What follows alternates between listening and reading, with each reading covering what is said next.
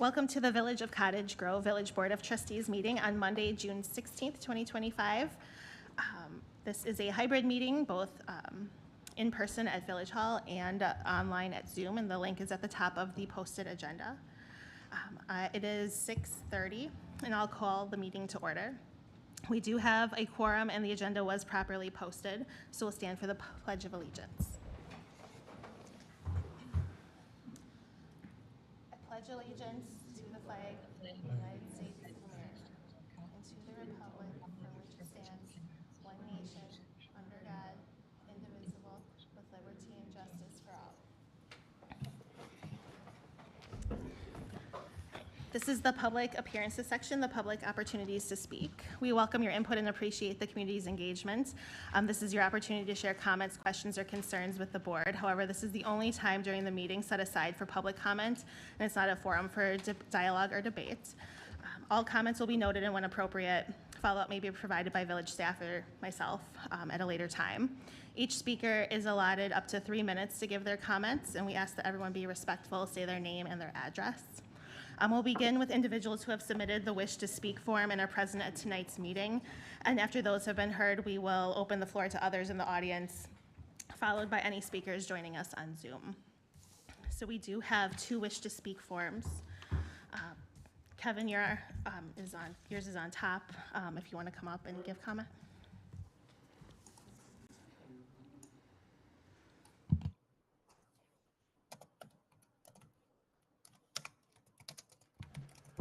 Hello, Kevin Laufenberg.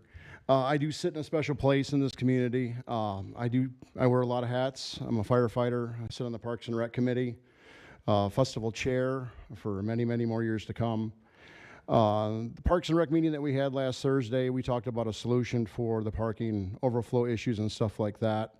And it seems a little short-sighted. I was the second in it, but we also added that we wanted to research an idea to add an access drive off of the parking lot on Grove Street.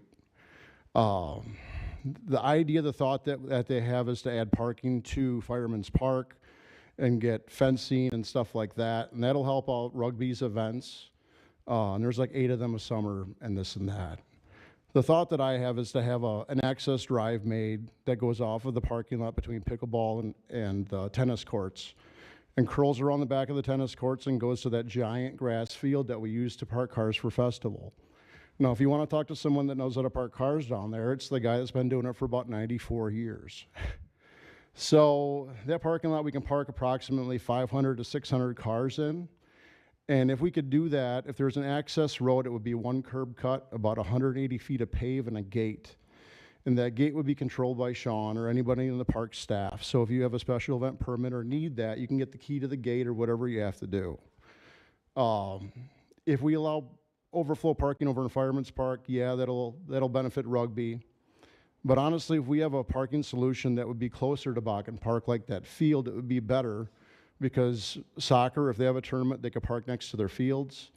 For the Miracle League, if they have something going on, they could use, people that are readily available to walk could park there, and then use more ADA spaces up in the main parking lot.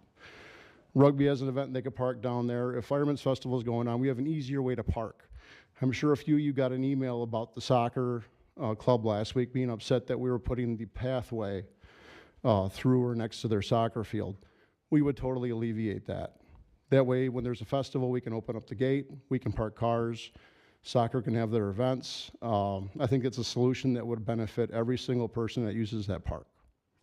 Thank you. Thanks, Kevin. Nicholas Hess.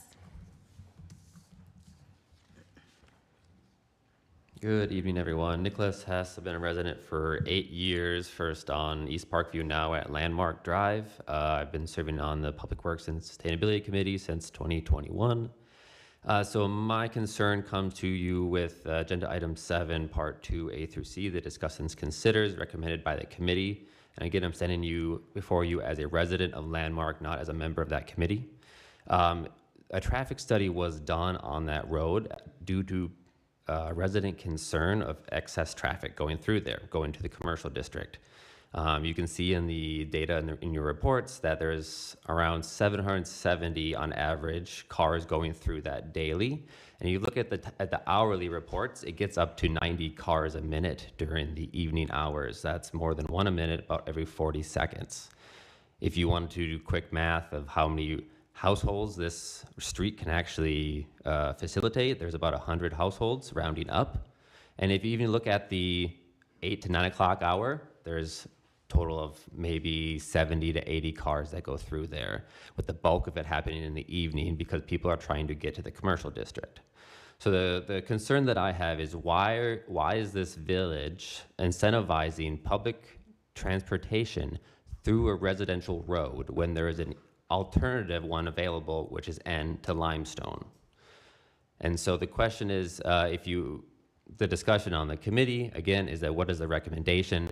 If this is a major thoroughfare leading residential road connected to commercial district, those daily traffic levels do not meet the criteria for extra stop signs or extra usage. But again, I push back on the need of why is this a major thoroughfare when N is 100 feet away, right? So the discussions presented to you right now, I think, is not enough to alleviate the concern of the traffic. Right now is a stop sign at Michelle and Landmark. This is not a stop sign at the entrance to Landmark from either the north or south, so it will not dissuade public transportation through there. And then even the signage right now is no commercial trucks. The extra signage recommended is no commercial trucks, when again, the major concern is actually residential passenger vehicles. And so what I highly recommend to the committee is, again, signage that's saying this is not a thoroughfare, please use N, and then adding additional stop signs at Limestone and even School Road to dissuade traffic going through there. Because the residents of that road will not be affected, and many are for extra signage. It does not impact them, it impacts the people going through Landmark to get to the commercial, which again, I do not think this village should incentivize. So thank you very much for your time. Is there anyone else in the room that would like to speak? Is there anyone on Zoom that would like to speak?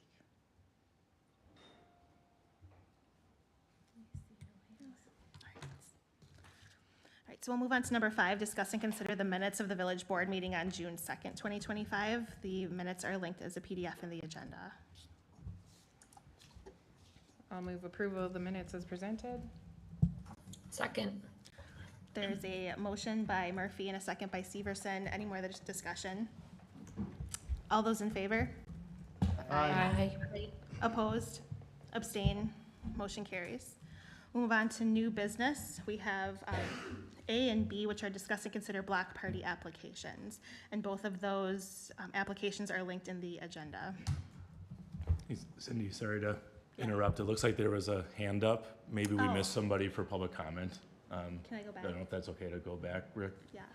I'm making an assumption, so I don't know that, but Martha, you're online. Would you like to give public comment? I did, thank you, and I apologize for kind of coming in right at the very end, but thank you for noticing. I'm going to switch over because I had something prepared for tonight.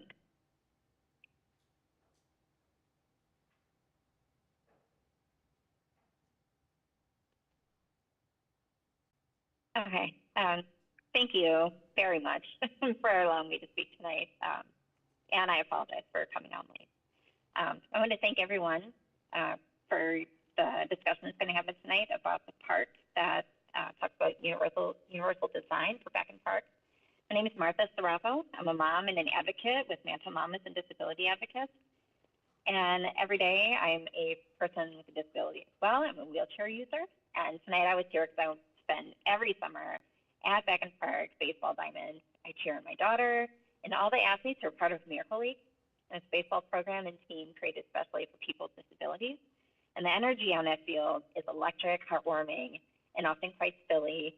And kids and adults are just discovering what they can do rather than hearing about and watching what they can't. But the moment the last batter runs to home plate, the reality really sets back in, when many of the players don't even consider to head over to the playground after the game or to simply watch from the sidelines like I do most of the time, because the current structure as our other older structures. They sit on uneven mulch, there's steps, narrow platforms, and not any good transfer points. And even parents, siblings, and grandparents, those pushing strollers, using walkers, or rolling in wheelchairs are left circling the perimeter instead of playing alongside the people that were there to play with and we love. And that disconnect really stings. An inclusive playground would really change that story. It meets the spirit of Miracle League program or any adaptive league that promises every player can participate. A playground on the same ground should echo that promise with ramps, poured-in-place surfacing, interactive sensory panels, and quiet nooks for kids that get overwhelmed. And it really benefits everyone, not just disabled visitors. The inclusive elements like wider pathways, contrasting colors for low vision, and seating with back support that helps toddlers find their balance, pregnant moms and grandparents who have new hips, and even the star pitcher who sprains an ankle during the midseason. And it really extends Cottage Grove's existing assets. There's already a fantastic splash pad that draws families across Dane County. An inclusive playground next to it turns back and park into a full-day destination where kids can cool off, dry off, and keep playing without anyone being left behind or regulated to the bench. And lastly, it really reflects the values. When we invest in inclusive design, we send a clear message that you belong here. And that message ripples outward into local businesses, schools, neighborhoods, and it really cultivates a community where difference is not just tolerated, but it's celebrated. I know budgets are tight and the cost of exclusion, though, is higher. It's measured in missed friendships, lost confidence in families who simply stop showing up because the space doesn't work for them. I would encourage you to honor and embrace the spirit of Miracle League, amplify the joy of the splash pad, and make Back and Park a place where everyone on 2 feet, on 4 wheels, or with a can of holes can come and play together. Thank you very much for allowing me to speak tonight, and I would really love to see this go forward. And I've consulted with parks before, would love to be part of any vision that moves forward in that direction. Thank you. All right, thank you, Martha. All right, we'll jump back now down to number 6, new business, discuss and consider the Black Party applications.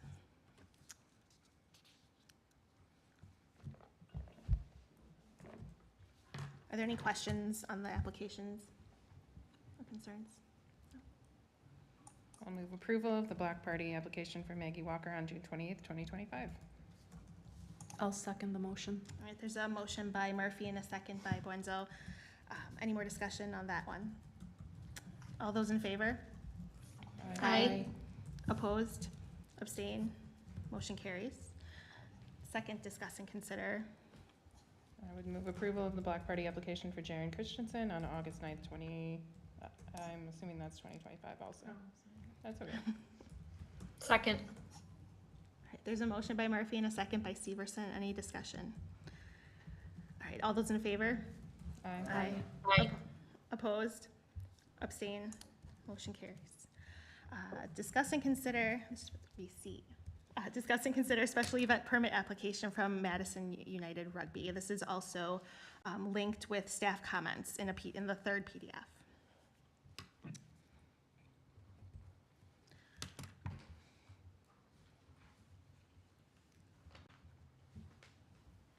Questions or comments for staff? And I think I saw Eric was on for Deer Grove EMS if there's questions for him. So this is a special permit for 6 or 7 different events? Yeah, I'm here too as well, guys. Thanks for having me. I thought I'd pop in case there was any questions around that. I realized that, like you just mentioned there, they're bundled. I was advised that that would be acceptable. So just because it's a little different in terms of 6 or 7 items being on there, I'd be happy to answer any questions you might have. I guess one question I have is, I was over there on May 31st and it was pretty crazy. And so, I guess the one thing is we need to solve this because there was a serious public safety issue with the parking on, excuse me, on Vilas, and whether it's scheduling, whether it's the parking that Kevin had suggested, some sort of organized flow to address the situation we had on the 31st. That can't happen again. I mean, obviously, we avoided any serious situations, but the parking was absolutely a disaster. And, I think it's great you guys have these well-attended events, and I certainly support it, but I think, either Sean, we need to schedule, because when I was over there, there were soccer games going on. There was a lot of stuff going on. So I don't know if it's controlling what we schedule in the park during these dates, or if it's figuring out a way to address the parking, maybe along the lines of what Kevin had talked about earlier, but something has to be done before we, and we've got till the end of July to figure it out. Yeah, Sean or Chief, did you want me to give a quick update of our sit down, or I don't want to speak out of place. Go ahead, Brad. Yeah, so just so everybody knows, May 31st, what it was this week, or this year, excuse me, is that is easily our biggest single day in the entire year. So we probably have maybe similar attendance across multiple days, but that state finals day, historically, even before I was here, has been a very large and well-attended day for rugby. So everything you saw at soccer was rugby. It's middle school tackle, it's high school girls 7-on-7, and then it's all of the statewide high school boys teams. So just so you know, that is probably our max day, and there's a couple days that get pretty busy, as you know, as well, but that's a good example to use. So Chief Gary, myself, and Sean sat down last week to go into a little more detail about things we need to modify and adjust on days that are similar to that I believe will extend greater than just rugby. But there are some things we're working toward in its current state to improve that. One is alternate grass space, one is appropriate staffing, and one is roping on Vilas that you may or may not already know about. I don't know if Chief, you've updated anybody on that, but I'm not sure, did we give that a try this past weekend? Mm-hmm. Yeah, did that seem to be successful in terms of keeping people off the road? Yes, the temporary no parking on Vilas addressed the Vilas Road issues. Okay, that's great to hear. I didn't catch up with you guys today yet, so so that's great. So in my mind, we do have a couple, not nearly that scale. We do have a couple busy events, one late July, two in early August, that will need similar alternative solutions. That should give us a pretty good idea on whether or not that will improve things moving forward. So I look forward to seeing how that transpires for us. When you say appropriate staffing, I guess I don't know what transposed in the meeting that you guys had regarding this issue, but I think signage and making sure people understand, when you look at these events, is there an approximate attendance that you've got to try to put the order of magnitude of the problem on the 31st relative to these other dates? Yeah, that's a fair question. I know Sean has worked pretty hard to put together some numbers in terms of available spaces versus how many people are in attendance. In my mind, the numbers he came up with for the 31st were pretty darn accurate in terms of the number of people we had. Sean, I can't remember the exact numbers from 358 to, the 1,800 estimated people we had in attendance between players, coaches, fans, et cetera, on a day like the 31st. But the scale won't be quite as large as we saw on the 31st. So I'm fairly confident that what the three of us worked together to get to, should improve things. And I guess my point about staffing is that's really the one part that falls on myself between the three of us, and that is designating 1 to 3 people depending on what's set up for parking, just to manage that in addition to the signage that you that you mentioned as well, that'll come from the both of us. So it would seem that we should map that out here. What are we actually planning? I mean, it sounds like you've got a plan, but I'd like to see it mapped out as far as what we're gonna do to prevent the situation to reoccur. And, you know, it sounds like you're gonna have events that are gonna have pretty similar attendance. So you said about 1,800? That's that single date in May/June, but that's our max. We don't get quite that large throughout the rest of the year. So like what kind of magnitude are you talking for the other events? It's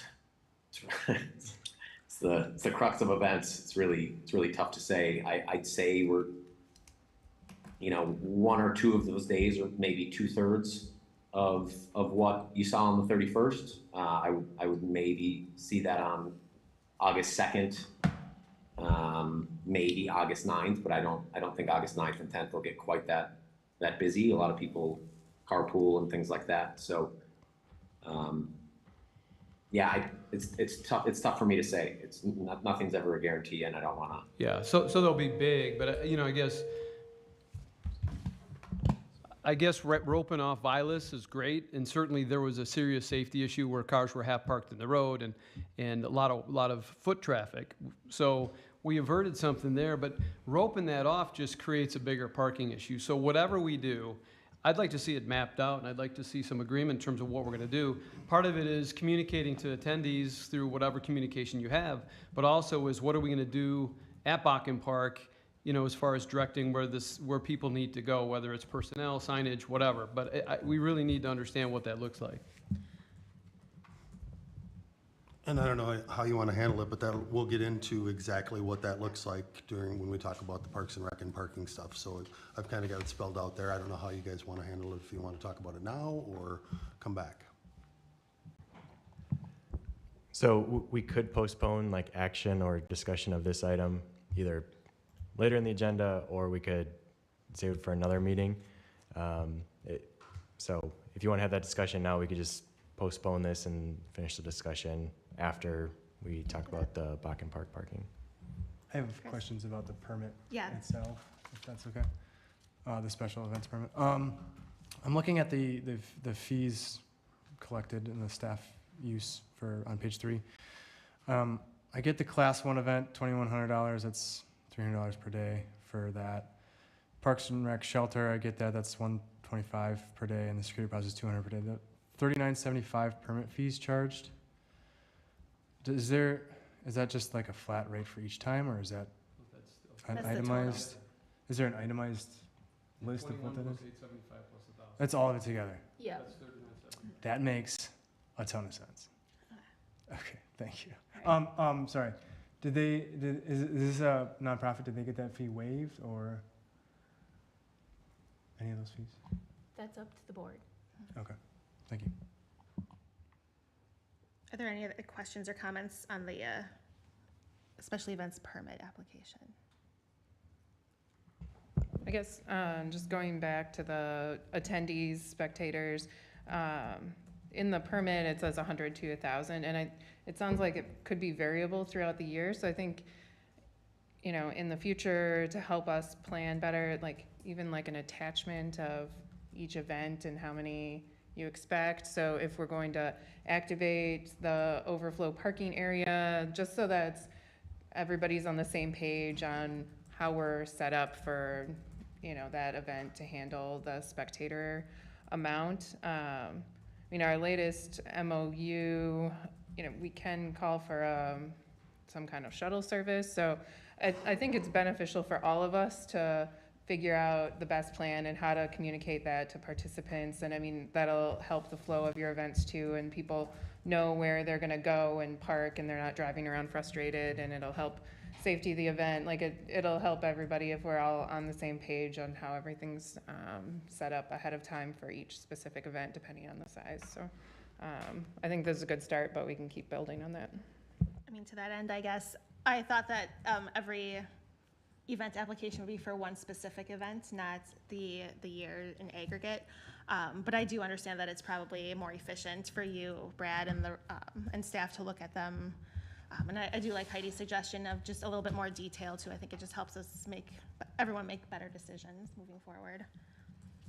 Yeah, that sounds like a completely fair ask. And in our meeting last week, we did talk about even maybe discussing adding a section around parking in the permit, and what that might require, whether it's my event or something else happening in town. I think I appreciate at least being open to me pooling them into one. You know, we have existed for quite a while, and I know that we're a little more official, and we have the more infrastructure now, and we hold a couple of larger scale things, which I think will decrease maybe starting next year. But yeah, I understand what that looks like. So. All right.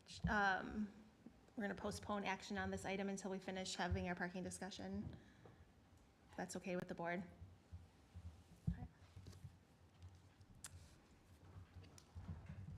We'll move on to D, discuss and consider the pre-annexation agreement, which there's a memo and the agreements, both linked in the agenda as PDFs, and I think this is Rick.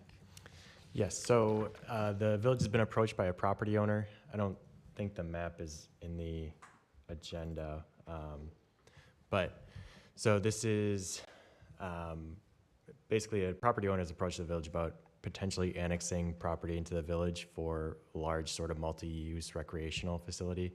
I don't know if it's possible to pull up a map to show the parcels that we're talking about, but in sort of initial staff discussions, what they're proposing, we just had a few concerns about utilities and wanting to loop the water main there.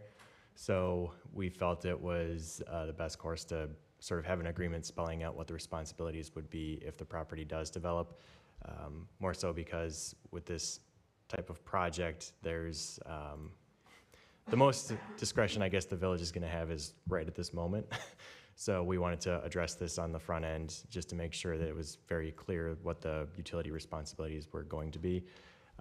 Kyla did take this to Utilities Commission, and they were supportive of the looping idea, where the village would cover a small, I guess, proportion of the cost of water main looping. So it would basically come from Commerce Parkway in the south. I forgot the name of that street already. And then there would basically be a water main going all the way through the property to Gaston Road.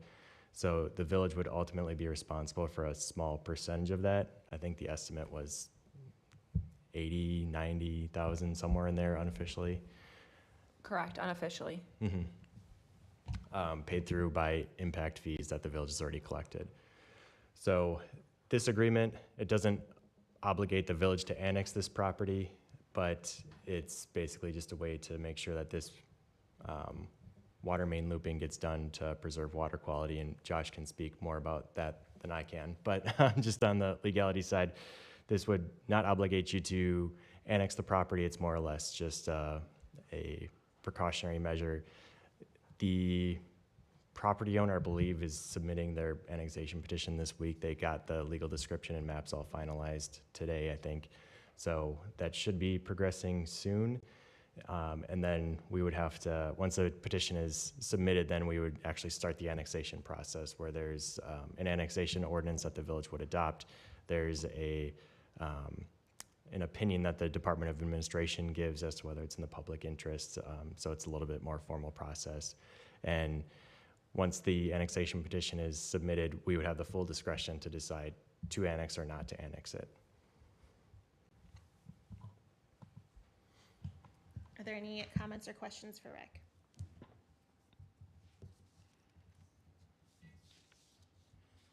Otherwise, this is discuss and consider.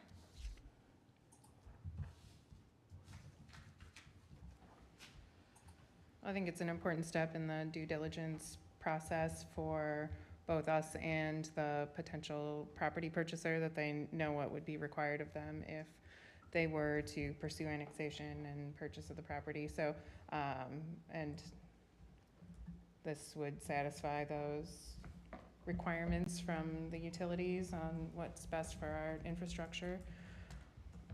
So with that, I would move approval of the pre-annexation agreement related to potential development of parcels 0711-041-8012-0 and 0811-3 334-9770-9 as presented.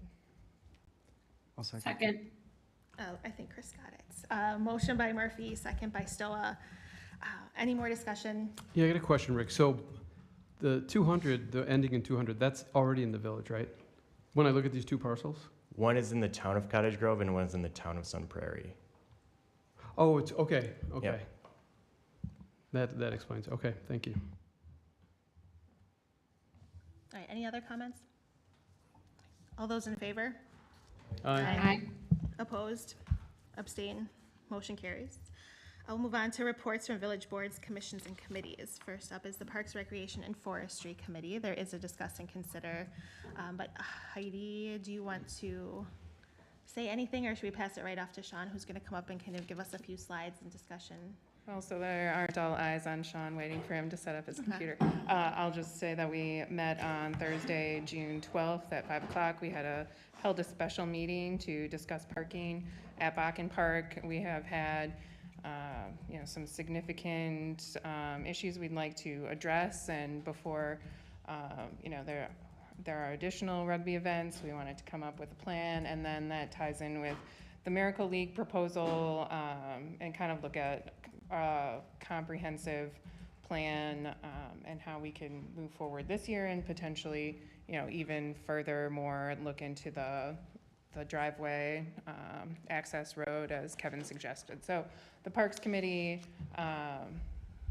recommended moving forward with this plan, and then for this year, and then look at the driveway and kind of analyze how this overflow went, or see if we want to continue to do more with the driveway in the future. So that's kind of what the Parks Committee talked about, but Sean's gonna bring it all together with more visuals slides, so I can turn it over to him. And actually, before you start, Sean, because we just did have that conversation about the special event permit for rugby, and I see that it's a parking and Miracle Lake Playground proposal, but we're gonna do parking first, maybe take a pause and have a discussion about parking, and then move into Miracle League discussion, and then have another discussion about Miracle League, if that's, sounds like a good plan. And I know that Bill Schultz is also online, if we have additional questions about Miracle League when it comes to that half of the discussion. But I'll let you talk about parking first. Parking, fun stuff. All right, so obviously we've talked about this a couple of times, and we wanted to take a look at some possible options for temporary without jumping into huge projects or even vetting a whole lot of things that we're not quite ready for. So I wanted to just show you what we currently have at Bakken Park. So we currently have 384 available parking spaces, and that's what you see on the map in the yellow. 384 spaces around Bakken Park, 15 handicap stalls, with 4 of them located in the large main lot. The additional 11 are throughout the other 4 lots that are available.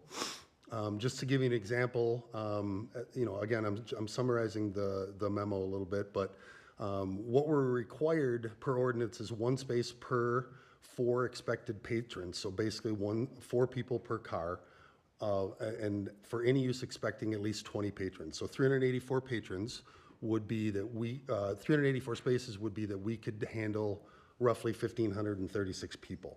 So in most circumstances, that's plenty in what we do, but it's not always that way. So who uses Bakken Park? Miracle League of Dane County, which we're going to talk about a little bit later. They're there approximately 36 days or 180 hours per year. During their usage, the lot is between 80 and 95% full. Miracle League asks their staff to park in some of the satellite lots just to make sure that the lot is open for players and folks that possibly need to be as close as possible or have a disabled spot. We, Parks, Rec, and Forestry, we do not program Bakken Park during Miracle League events to try and just keep things. We tried that in the past with Music in the Grove, just entirely too many people down there, and we don't need to bring more into the situation, so we've backed off of that. Who else uses Bakken Park? As we talked about, rugby, and they're there 7 to 8 large events per year, roughly 10 days or about 80 hours. And a large event, that equals something where they need our soccer fields as well. So they need more than the 2 pitches that they have. They want 3 or 4. They reserve the park. We charge them for the shelter because, again, we don't want to bring more people into that area by a shelter reservation. We've tried that. Bunch of big rugby people traveling around, not always good for your graduation party. As I mentioned, they're renting the shelter as well. Large event, that's 100% capacity in the main lot, and about 60 to 70% capacity, with the exception of the May 31st event on the surrounding lots. And this does not include anything that rugby does where they don't require or they don't ask for usage of our soccer field. So anything small that they do, one-off stuff, I don't have information on that.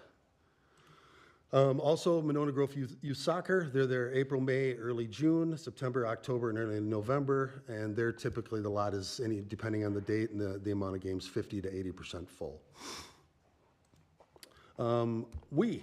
Parks and Rec uses it. Daily splash pad use from Memorial Day until middle of September. Weekend shelter reservations, and possibly our flag football program in the fall will be at Bakken Park as well. So now we get into potential options. So we looked at things, and again, we were trying to figure out what is a way that we can do this that doesn't really cost a whole lot of money for right now until the rest, if a bigger solution can possibly be vetted. We came up with the area in the red circle here that you see, which is and I put in the memo northeast, but it's northwest of the ball diamond. And we looked at that, and very conservatively, we feel we can get about 140 cars into that area. So again, that's conservatively. One thing we talked about with Brad and rugby, and Brad mentioned it a little bit earlier, is that if we are going to activate that lot, we're going to need coordination in getting people to that lot. So that would be on the renter to get those folks down to that area. We would do a one-way in, most likely come down Grove Street, turn into the park, go in next to the batting cage, and then park through that way, and then one way out right next to the Lion Shelter. There's a driveway right there. We could push them out, and then folks could either go right or left onto Clark and head out.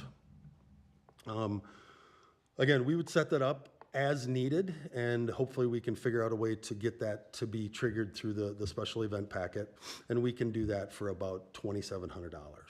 So what that in turn does, it gets cars off of Vilas Road, as we talked about earlier.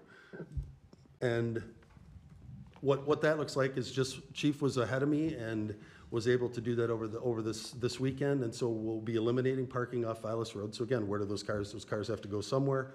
We want to push them down to Fireman's Park. Can you go back one? Yeah. Can I interrupt? Yes, please do. The $2,700, what does that go towards? Is that the fencing and staff time to put fencing up and signage, or what does that include? Yes, it would include signage. And Kyle, what do you call those orange things? The really tall traffic cones. Yep. So they're narrow. They're not the wide. They're not the wide ones. Not the small ones. The tall ones that are like 4 or 5 feet tall. Yeah. So really, that's just for supplies and signage. So that's a one-time cost for supplies and signage, not every time we set up. Correct. One-time cost. But there would be a cost to, well, I mean, staff would be putting it up, or Yeah, would we'd be have the we'd user? have a little staff time in there, but I don't anticipate that doing. I don't know whether we're going to leave Vilas that way forever or for the time being, but if we were just doing the park, either way, we're at a minimum a half an hour, maybe an hour to spread these out. It's not going to cost us a lot of time. So a question on that. So it's pretty big. You're going to set 140 cars in there. So are you suggesting that this is a staffed lot by whoever's holding the event, or are you going to chalk lines, or is it just going to be a free-for-all? It's not going to be. We hadn't intended on chalking lines, so we would want it to be a staffed event. The parking cones that we talked about, those would surround. They would butt up to the path on the north side, and then butt up to the parking lot on the west side, so people can't drive across that path in or out. So yes, we would ask that the renter, again, once that lot gets full, at the main lot, they got to be instructed to go somewhere. So have somebody there that could help stack cars correctly. Any other questions on option 1 for Sean? Are there ever any baseball games that go on during that time, do you know? Well, during Fireman's Fest, yes. It Well, can happen. I mean, during Fireman's Fest, that's not gonna be a parking area. No, Right. Yeah. no.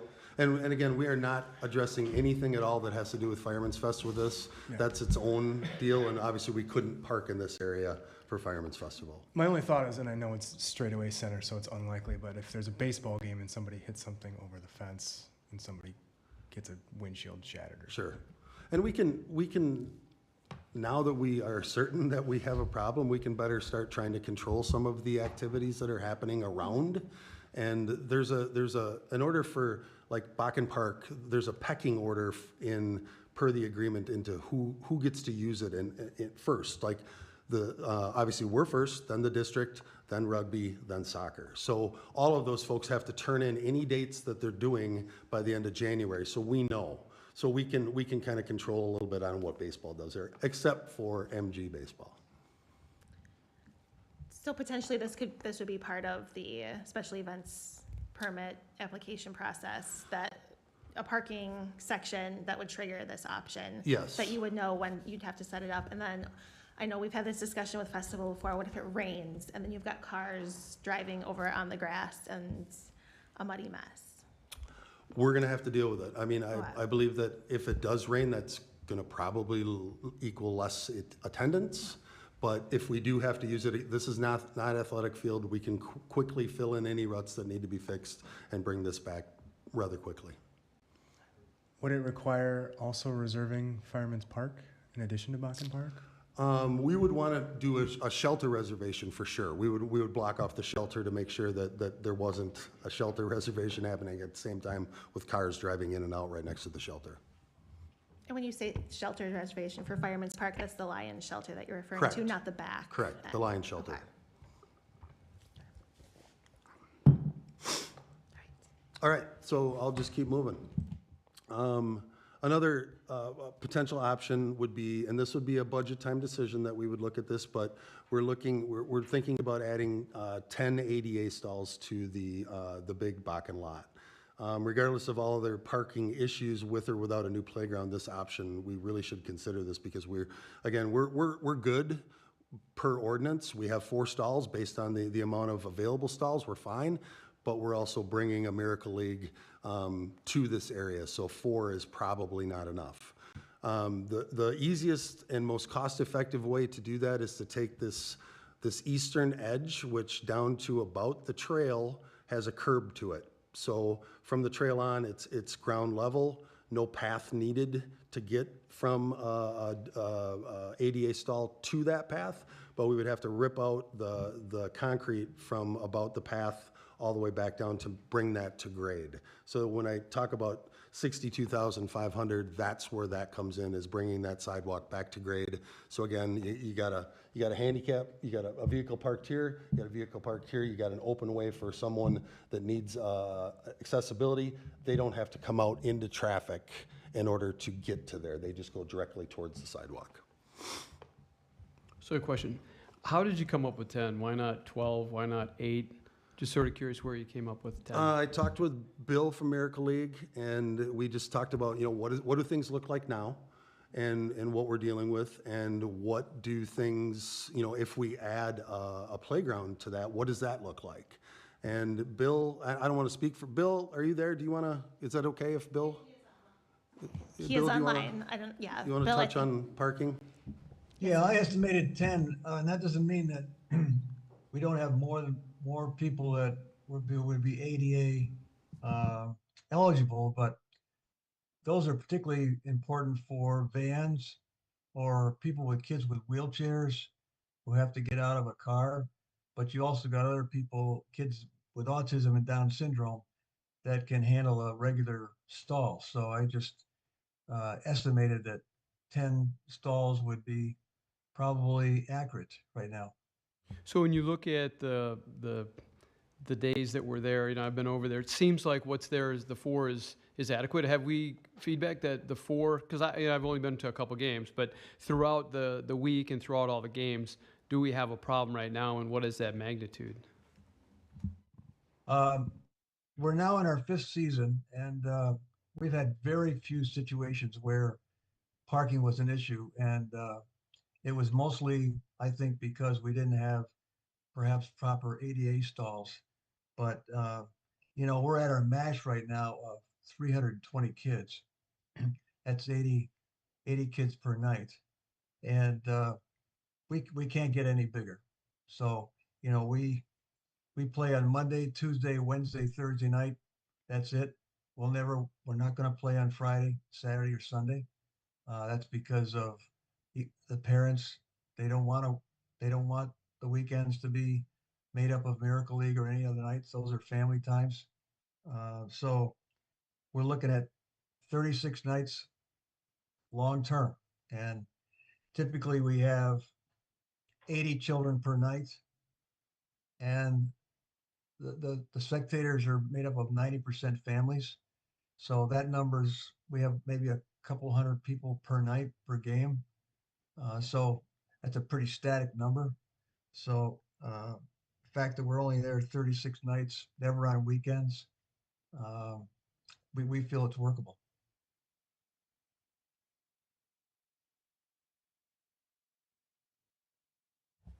The other question I had then on this, we do sidewalk repairs in-house.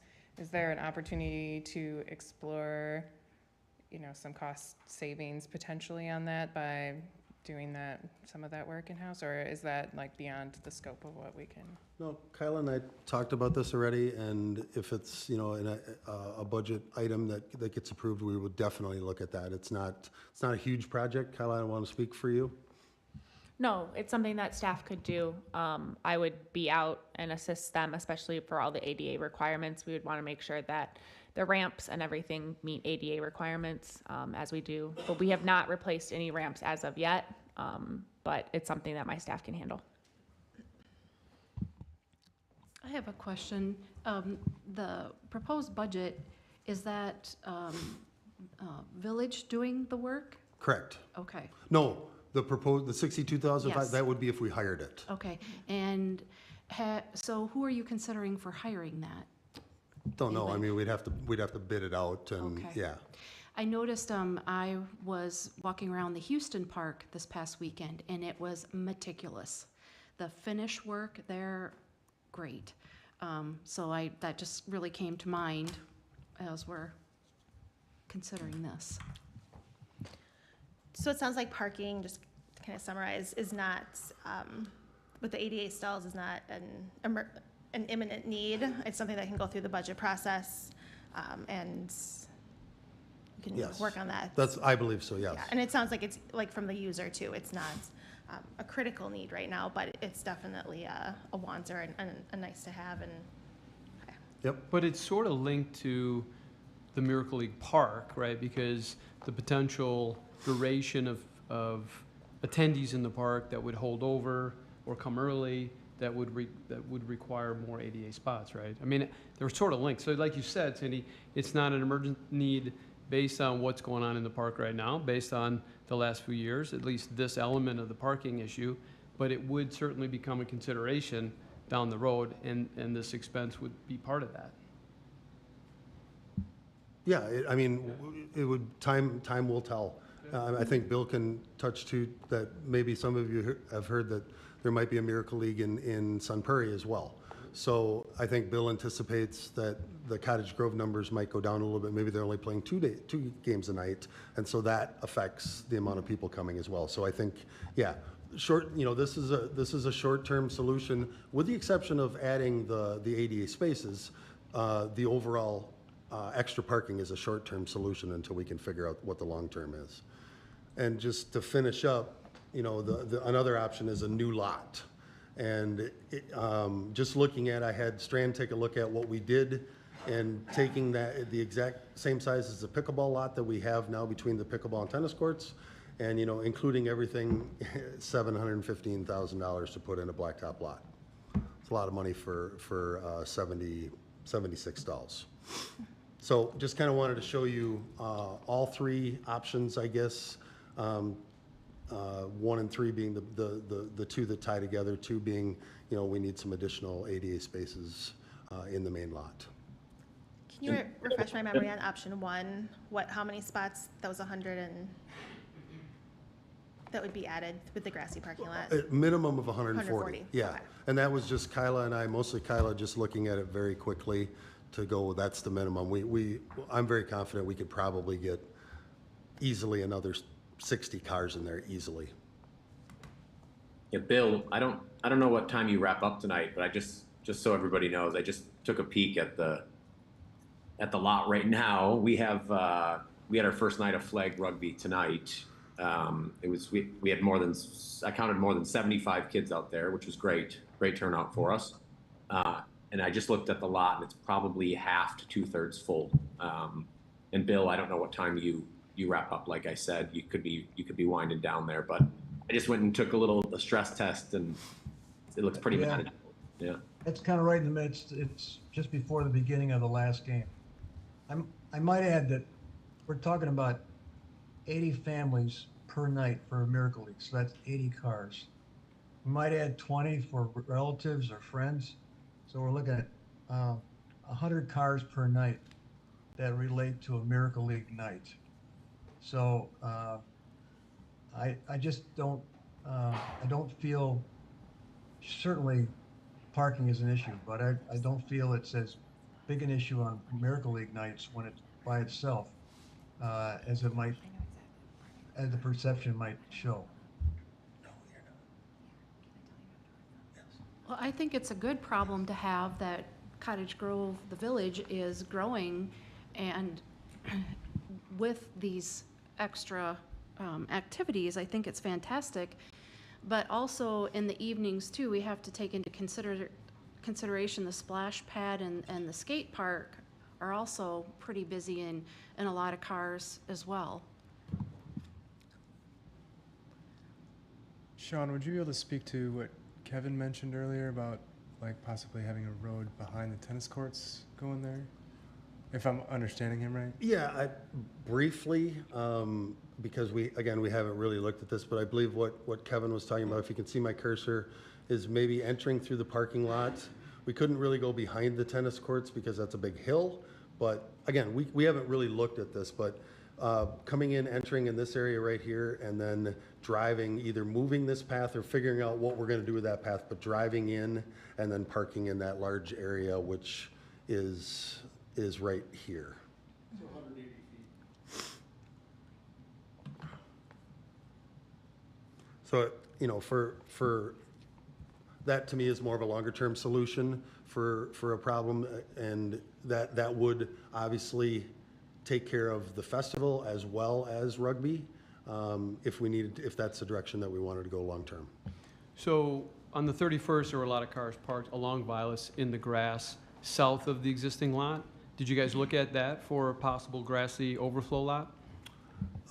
South of the existing lot, that is retention. Okay. So, yep, nobody asked, nobody said no, they just did it. And that is retention, and Kyle and I have talked about, not wanting cars parked in there. So is that a fourth option, what Kevin kind of brought forward,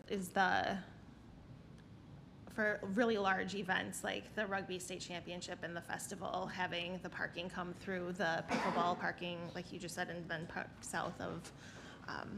Absolutely, that is absolutely an option, but we haven't talked about it And or given even that know that's- anything what that would curtail. Right, Yeah. and given that that's, 2 events out of the entire year, that's something that could be worked into a special event permit and probably approved via Correct. that, and be a potential solution. Yep.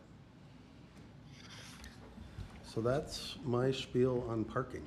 Just to go back to, another night when I was at the park and there were users in every space. I was there to watch MG baseball for their, I think it was a sectional game. I don't know, once you get in the run for the tournament. Anyway, there was a playoff game. The pickleball courts were full. Half the tennis courts were full. The splash pad was open. Miracle League was going on. There was youth, like younger kids, soccer being played. And there were parking, and there were at least a dozen kids at the Wheels Park, and there were parking spaces available in every single lot and parking area at Bakken Park. And that was with fairly heavy usage of every village amenity in the park. And so that's a typical night with Miracle League and all of the like regular weeknight activities. So I know it was just a snapshot of one event, but you know, that was, you know, a typical summer usage evening, and maybe even extra because of the MG baseball. Yep. And I would, as Heidi mentioned, I would consider that normal usage. The ones that we're really trying to avoid are the May 31st and, you know, anything that starts to come our way. And it's a great problem to have. We got a busy park. We got people that want to use that park. So it's a good problem to have, but we're trying to avoid the May 31st type of scenarios moving forward. Yeah, I mean, we can design for 80%, but we've got to handle that peak because public safety and what happened on the 31st cannot happen again. So we got to have a plan. So I think that that's what these proposals are aiming to kind of alleviate those issues. And so the Vilas parking, we have the temporary no parking signs strung together, and that seemed like that really kind of helped, at least over this busy weekend, with the parking issues that came up and we were emailed about. We've obviously taken away the parking on Clark Street to make sure that our emergency vehicles can move safely and respond to situations. So it's really looking at those couple of days where there's heavy usage from rugby, how, and perhaps in combination with some other events, but how are we going to fix that issue? And I think the parking option one is, I think, fiscally something that we can handle, and I think it alleviates the parking problem. Yeah. Oh. Go ahead, Paula. I was just going to add, I think the option one is fine for the rest of this season. I would like to see us put together a budget, I guess, item or for the prioritization of Kevin's idea with the gate. I will say on May 31st, at the screen we're looking at right now, I actually was at that corner of Grove across from the pickleball parking lot, parking cars in that red circle area myself. Because people were coming down and they were all rugby users. So, you know, I think there's a natural flow perhaps that could go in that direction and then cut through the pickleball courts. Yeah, I think I agree with Paula that for those, especially for those two really big weekends that we have, to maybe investigate that, bring us back something to prioritize for budget. As well, I'd like to see the ADA spaces come back for a prioritization for the FMP. I had one question to follow up with that. So with this plan then, Brad, communicating with the village when we should be activating that spot, and then staffing to have parking like attendees or something to direct people. Do you think that you know, is something we can communicate to make sure we have it set up when you guys need it and have people available to direct parking and communicate the parking plan to attendees as needed too? Yeah, no doubt that's a reasonable ask. I try my best to. I think everybody here could probably understand that people will just be people and do what they want, fortunately, and not read what they get sent. I'm not trying to make an excuse, but I'll continue to do that. If there are people that you know, I typically send all my comms through Sean and occasionally Chief and things like that. If there are other people that need to be on that comm list, absolutely. I think what's important is that we just are all on a similar page here, so we can work to chip away at all the things Sean presented really well. Yeah, I appreciate that, and I mean, it's fantastic you have so many people interested in rugby and coming to Cottage Grove, and I know it's a big job to organize these large events, and it's great they're so successful. So I'm glad we're making improvements to make everything safer and more accessible for attendees. So I appreciate it. Similar to what's kind of seen on the screen, can I give staff direction to maybe create something that Brad could use and other people can use for options for parking, and that could be used on social media, perhaps on the website, given out to event organizers so that they know their options for where to park. Absolutely. Yeah, So I've made. Go ahead.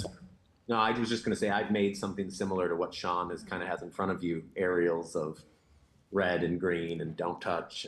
You know, we've tried Progress Drive, not very successful because we don't really want people crossing the railroad tracks and, you know, a big walk around, and that really wasn't an effective solution. But yeah, I think that we can come up with something like this. Yeah. So are we talking about providing or asking Sean and staff to flush out option 1 with a little bit better plan on traffic flow and costs, or what are the next steps? I think that, in my opinion, option 1 is what the board should be moving forward with. I think that giving staff direction to include that in working with rugby so that we have a clear communication plan for attendees, also how that fits into the special event permit, a little bit more information on when exactly is it going to be needed, when does staff need to set up. We need to obviously order the supplies. That I can't remember when the first date was, but I'm assuming that we need to do that relatively soon. But I would move forward. I would propose move forward with option 1, and then, like we just kind of said, to include the others in budget prioritization process.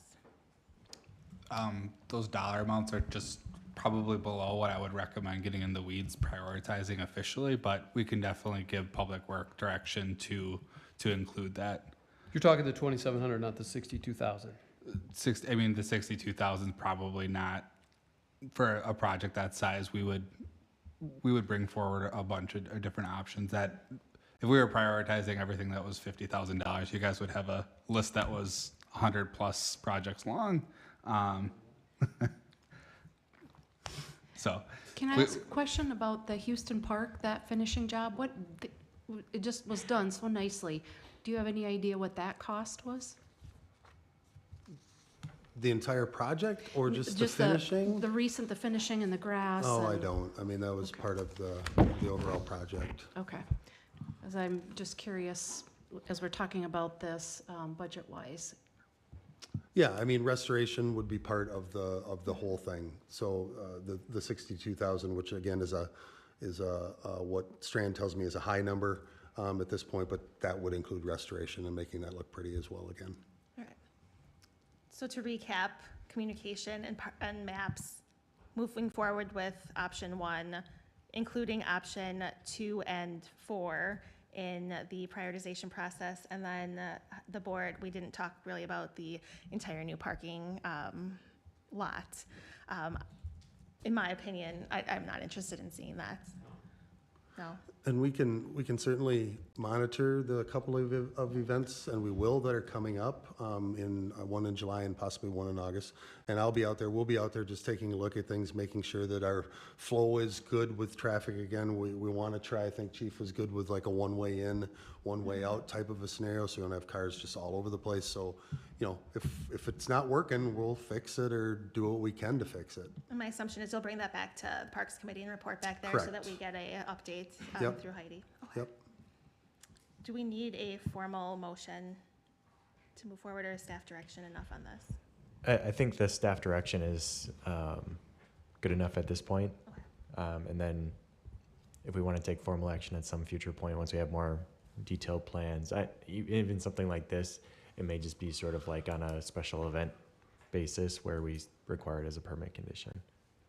Do you feel like you have the direction that you need, and does any other staff need direction on this, on the parking? Nope, we're good, and Rick hit it on the head. I just want to make sure that moving forward, and again, not necessarily addressing the special event packet this year, but moving forward into next year, that we have something that triggers that, so we know well in advance when we need to get that set up. Instead of it can't be, we don't want it to be a day of type of a scenario. It's got to be planned out so that we can properly address that. So the special event permit application in the packet really needs to address those overflow conditions? Yeah. So there needs to be something done to dovetail into the approval of the rugby application. Correct. So you're saying not updating the pack until next year. Are you going to do some sort of small addendum, or do we want to look at comparing the attendee list to the 31st and have a trigger for this particular lot? Or is this required for all the rugby events, or what are we saying?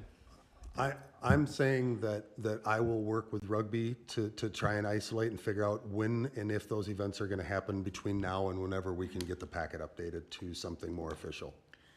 And I think we've got, I mean, we're halfway through the year and we've gone through a number of large events, and I think that there could be we could revisit it as our stakeholder group did in the fall when we first put the special event permit together, and there's probably some revisions that need to be taken care of. By putting the no parking on the north side of Clark and not having parking on Vilas, I mean, if we have events that are close to the event on the 31st, we need to make sure that that lot is active. So I just don't know what the trigger is for that, but that's critical. And I think that Brad said that that was the biggest event that there was going to be all year, so my assumption is that I don't want to assume that we're not going to exceed 100% capacity and cause another, what I'll say, very unsafe condition, right? Yeah, we discussed trialing this on the August 2nd date of this coming August. So we do have the permit, the special event permit application.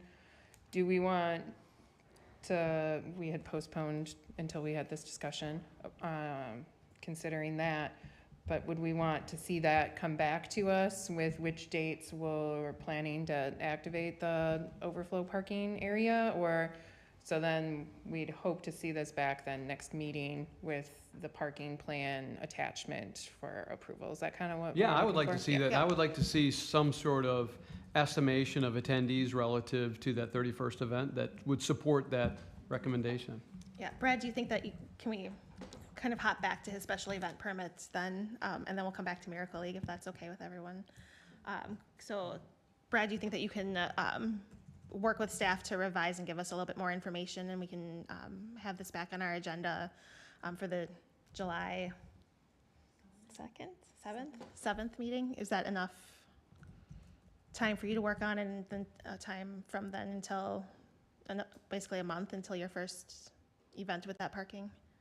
Yeah, you would just have to let me know officially what you'd like to see outside of an estimation of attendees, which again will just be an estimation, but numbers are important. It's really the only thing we can work off of.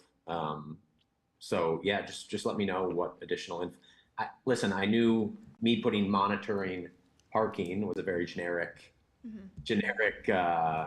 statement on there. I understand that, kind of a catch-all. So yeah, just be clear about what information you need. I can definitely get that over.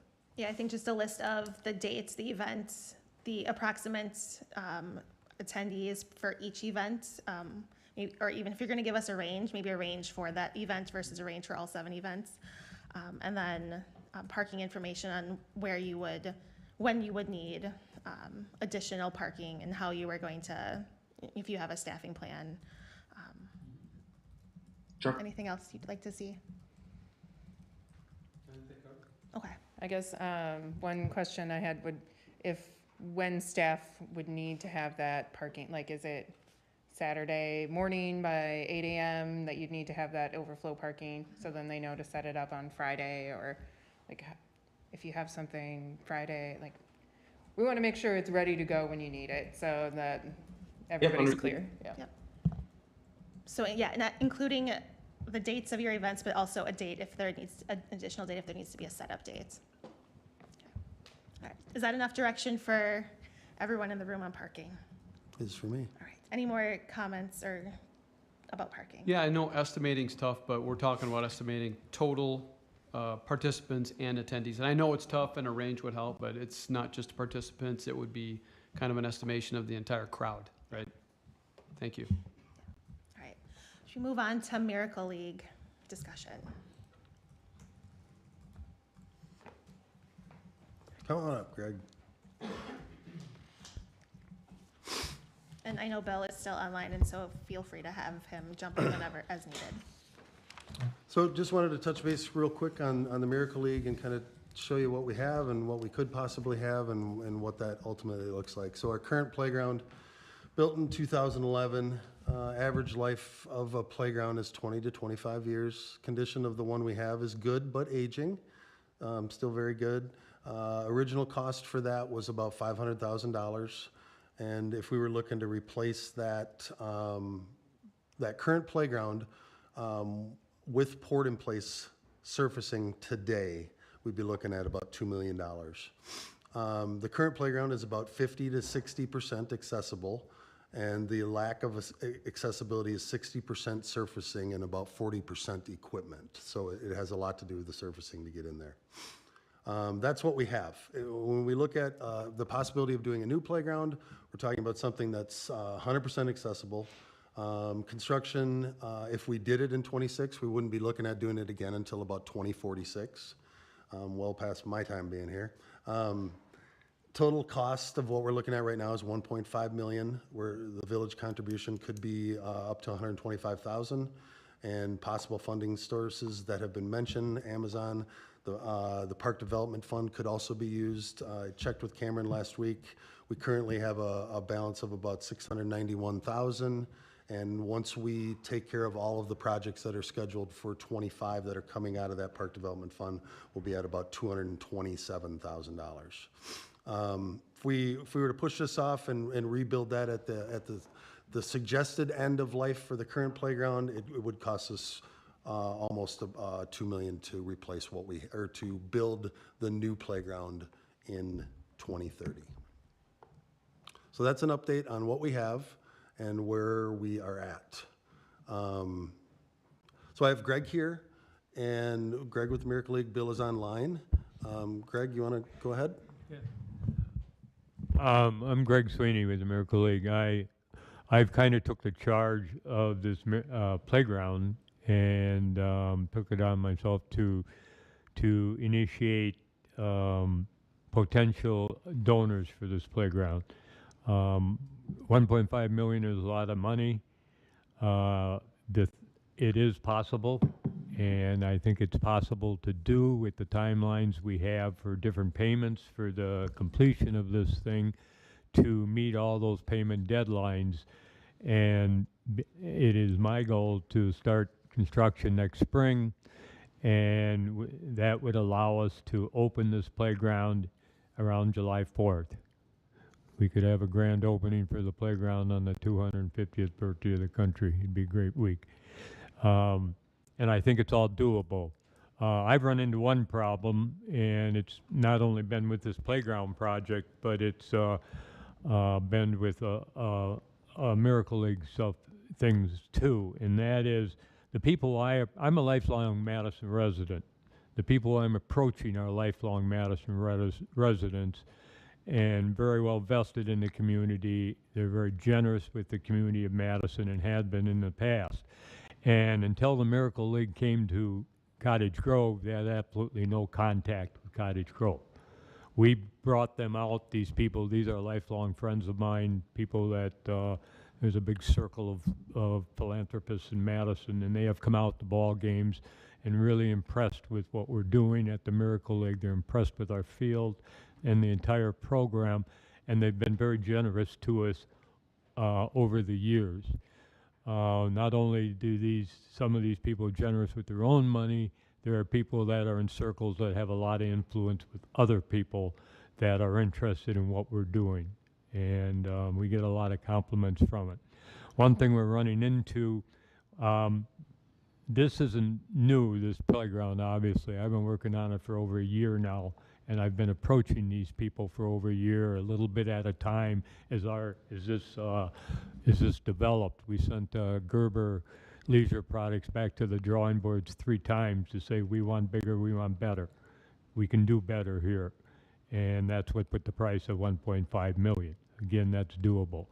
But some of these people in Madison, again, no matter how good the cause is, their first reaction to the new playground fundraising is, what is the village doing? And I need to tell them something. What is the village doing? Are they matching the Miracle League? Are they refusing to financially back this program? I can't tell them that you're refusing to back the program, or we're going to lose these people. Not only these people and their giving, but all the contacts they have right down the line. Now, we're not asking for a lot. 10% of the overall cost for a $1.5 million facility isn't a lot of money when you consider you're getting a first-class playground that is going to replace it. And again, this playground is not just for kids with disability, it's designed for kids of all abilities. Some of these big features in the middle, a lot of our kids won't be able to use because they're just too challenging. But the idea is have all these kids play on one playground, kids with disabilities and kids without disabilities. And that's what shot the price up. We expanded the footprint of it from about 10,000 square feet to 14,000 square feet, where this surface will go all the way out to the bike path. You'll be able to move from the bike path right into this playground. There won't be any curbs like there are now. The ramps will be built for wheelchair accessible. And there's all kinds of other pieces of equipment for kids of all ages. But I need the support of the village, a little bit of financial support. I'm not asking you for $750,000 or anything. We're asking just match what the Miracle League is giving. And that's something I can take to these potential donors, saying the village is behind us. They're matching our funds. You know, they've been great to us over the years that let us develop this park, and they're open to the kids with disabilities and bringing them into Cottage Grove. And we think with this playground, Bakken Park will be a showcase. Once people see this, and they're going to want one. And communities around the county are already building some of these facilities, but nothing to this degree. This will be a showcase, and we want it that way. We built our Miracle League field, and we've always pressed to our people, think big, think first class. If you build something nice, you build something beautiful, people want to come to it, they want to be part of it. We've had people that never heard of the Miracle League, they step up there and go, I want to be part of this. And it's going to happen with the playground also. Communities all around.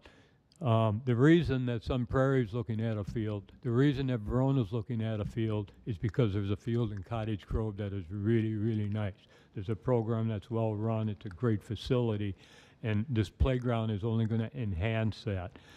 Gerber Leisure Products, who designed this, are from Mount Horeb, a great company. They've been great to work with. They've been great to work with us in the design.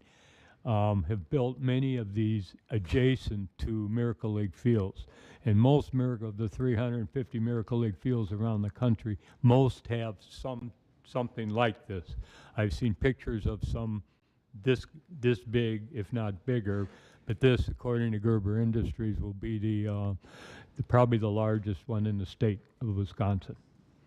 And it will be the most accessible. It will be big for use, and it will be for Cottage Grove people, and it'll be kids of all Dane County. And it's just not a Miracle League project. Although we're leading the project, we're determined that we will raise the funds for this project, and we will make this happen. I just need your support. So I think objective for tonight is to approve the Miracle League project to move forward, and also assign a funding source. Is that correct? I have a few thoughts. I absolutely love this. This looks phenomenal, and what an addition to the village of Cottage Grove. And I'm all for this. However, I would really like to see things planned accordingly. And with that, with the existing playground, I know that you mentioned that we're maybe at half-life. But I think in due diligence that we need to consider, can we place this next to the existing? And also, we've really hashed over the parking, but my thought is definitely want to move forward with this, but have a more articulate plan in place, and not the possible funding sources, but is Amazon going to also contribute? So for me, I really want a more articulately stated plan in moving forward, because I think this is a fabulous plan, but I don't want to get into a situation where you know, 3 years from now, we're back to square one with the parking, things like that. Rick, did you want to say something? Yeah, so I know there was a question asked last time about whether or not the donation that we contribute is refundable. So that would actually not be the case. So the donation that the village would put forward, you know, we've had a few discussions with Miracle League over the last few weeks, but have an outline of, you know, a potential agreement. But I guess that's the crux of it, is that we would be making a donation for this, basically to secure the equipment to try to get this built next year.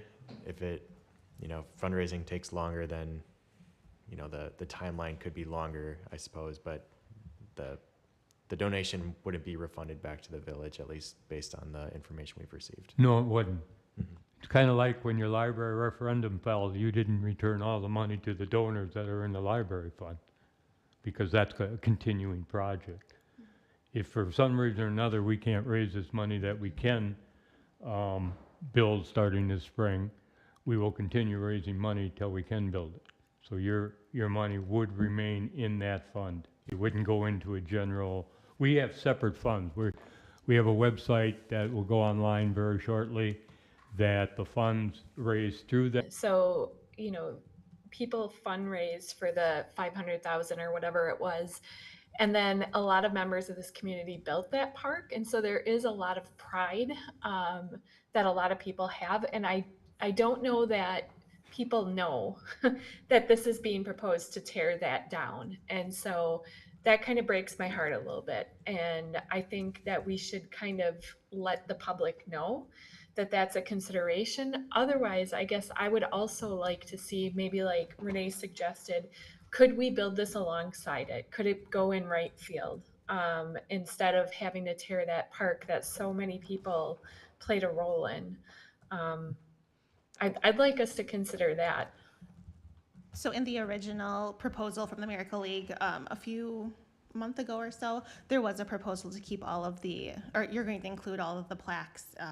Yes, that's in the design that Gerber is putting into the design. Everything that's up there that commemorated donors, donations, in-kind donations, that's up on those signs, pavers, things that are on the wall, will be maintained. So there's been two questions now about an option to have this in a slightly different location. Sean, can you speak to that perhaps? Something of this size, we don't, without using up an athletic field that we currently have, so either into the soccer field if we moved it south, or we would be pushing it into across the trail and then into the new athletic field to the east of that. So putting it in the same location is ideal, and that way we're also not maintaining two humongous playgrounds within a very small area. We don't want a playground that's for kids without disabilities and a playground for kids with disabilities. Absolutely. You're getting into separate but equal there, and you don't want to go there at all. You know, again, it's for the kids to play together. Right. That's the whole thing about inclusion in schools and everything. It's get these students into schools so they're communicating with kids that don't have their disabilities. Heidi? I believe there was someone who was involved heavily in the Dream Park in the beginning that helped guide some of the designs and took part in the Miracle League playground initiative. Is that right? Yep. Tracy Chenoweth is also involved in this playground. He was very instrumental in the first one. Actually spent several nights sleeping there to make sure that the area was safe. And as mentioned before, when Greg and Bill came to me, the first thing that I thought of was, hey, a great new playground would be awesome, but this one's not that old, and there was a lot of blood, sweat, and tears put into this project. So how do we incorporate the two? We want a playground that's completely inclusive, but we don't want to forget about the folks that put in all of that time and effort. And so, as Greg mentioned, the main feature though is that the entrance to the playground will not be touched. So the donor board and everything that's there, and the tiles that were created, all of that stuff will not be touched and remain the same. Anything that is on a piece of equipment will be acknowledged within the park on panels. So every name that is currently on there is going to be recognized again. Pete. You know, I totally understand that's the best location for it, but part of me, I really struggle. I was one of those with the blood, sweat, and tears. I helped out. So, you know, like Paula had said, there's a little bit of my heart there, but I totally understand the need to move on and to come up with a playground that's more inclusive. I originally thought we could put it in left field on the other side, but I totally get what you're saying. You don't want to create, you know, two different parks, right. And that makes total sense. The other thing I thought is, could we put it in another one of our parks? But you want it next to the Miracle Field. I get absolutely. That. So here's a question, right? So we've got this bogey of 62.5 for some parking. You don't have the funds fully secured. What's the driver of, we got to do it like right now? Because here's kind of where I'm at. You've got this park that has some useful life.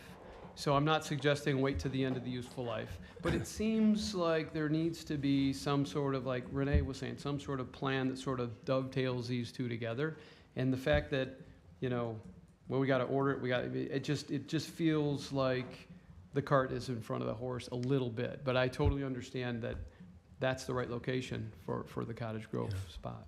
Greg, can you maybe speak to the work that's gone into and how long you've been working on this project for Cottage Grove? I know from a board perspective, it probably seems like we just heard of the project, but you've been working on it for quite some time. I'm sorry, I don't understand the question. When did the planning process for this proposed playground start? When did it start? Mm-hmm. We probably started talking with Gerber just to come up with some potential designs to present 6 months ago. Yeah, the conversation between the village, myself, and you, that this is 18 months probably in the making. I'll tell you when it really started is a year ago, May, when the Lions Club had their big event, you know, and they had it again this year, and the donations went to the Miracle League. So a year ago, we brought out a couple teams of players, and for the Lions Club, we had an exhibition game. Well, myself and Mandy Welk and Bill, and we're standing at the side of the field, and all our kids came off the Miracle League field, and not one of them could get on the playground. You got curbs there, you got wood chips there, you got ramps that are not accessible with wheelchairs, and we sat there and watched our kids struggling, and we're going, this isn't right, you know, let's do something. Now, Mandy is the one whose family in 1991, right when the 88 was passed, that her family started a playground like this in Janesville, and it was the only one in the country. There was no other accessible playground in the country in 1991, and her family did it. And here's Mandy standing there, and she said, Greg, we got to do something. I said, Mandy, do you want to build another playground? She said, yes, let's build one. So then the ideas started churning, you know. And we didn't want to come and present all this stuff out until we really had something to show.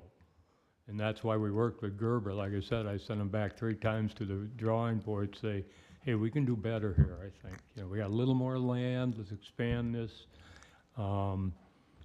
And so that's kind of how it developed, and it's been churning in my head. And like I have these potential donors, or I have donors that have been contributing to the Miracle League for years. Out again, Madisonians, not Cottage Grove people, and they were very supportive of the idea too. You know, I think Wanakee just opened one.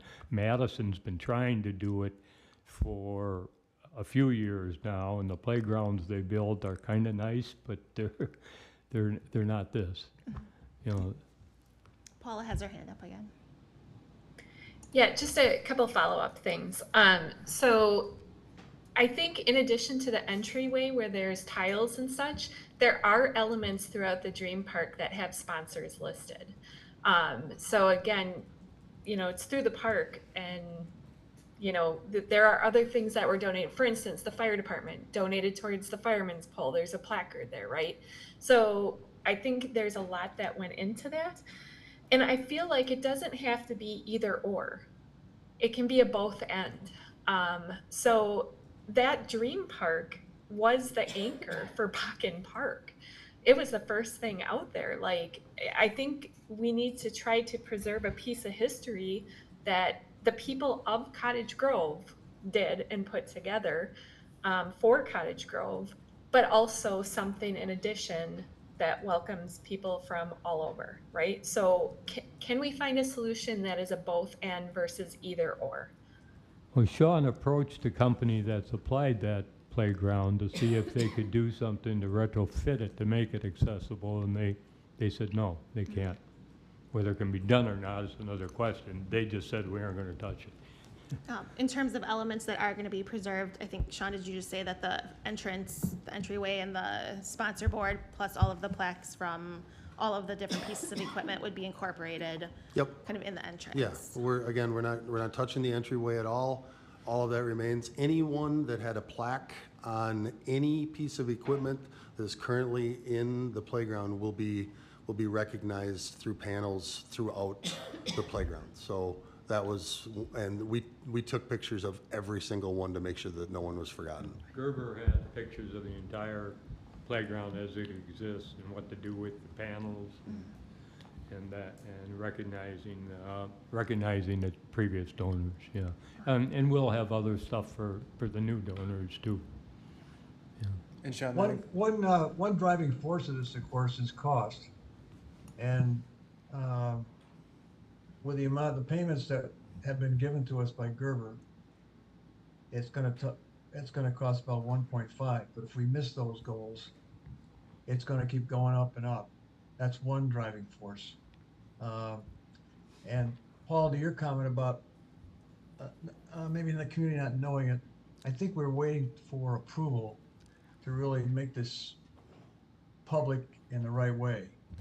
We didn't want to go ahead of the village board. We didn't want to jump anything, but I think I feel confident that we should present this to the Cottage Grove residents, and they see that we are including the past people that have given to the current park, that they would understand not only that we're remembering them, but we're also expanding the capability of a playground to all kids.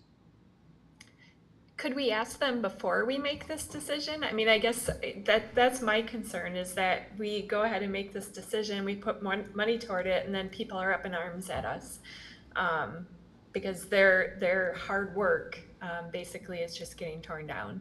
And I understand, and I completely understand. I'm a huge supporter of Miracle League. Like, I really want something accessible.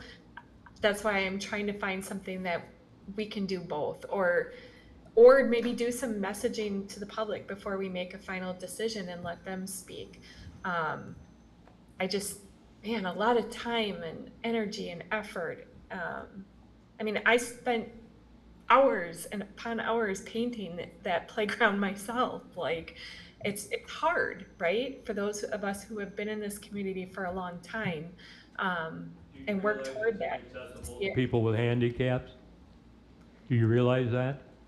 You have a park in this village that is inaccessible to kids and adults with handicaps, that are handicapped. That's the bottom line. Well, but again, you got to think about this was the anchor for this park, back in 2011. Yeah. I, as well as hundreds of others, worked on this park. So I totally get the proposal. I totally appreciate everything you're doing.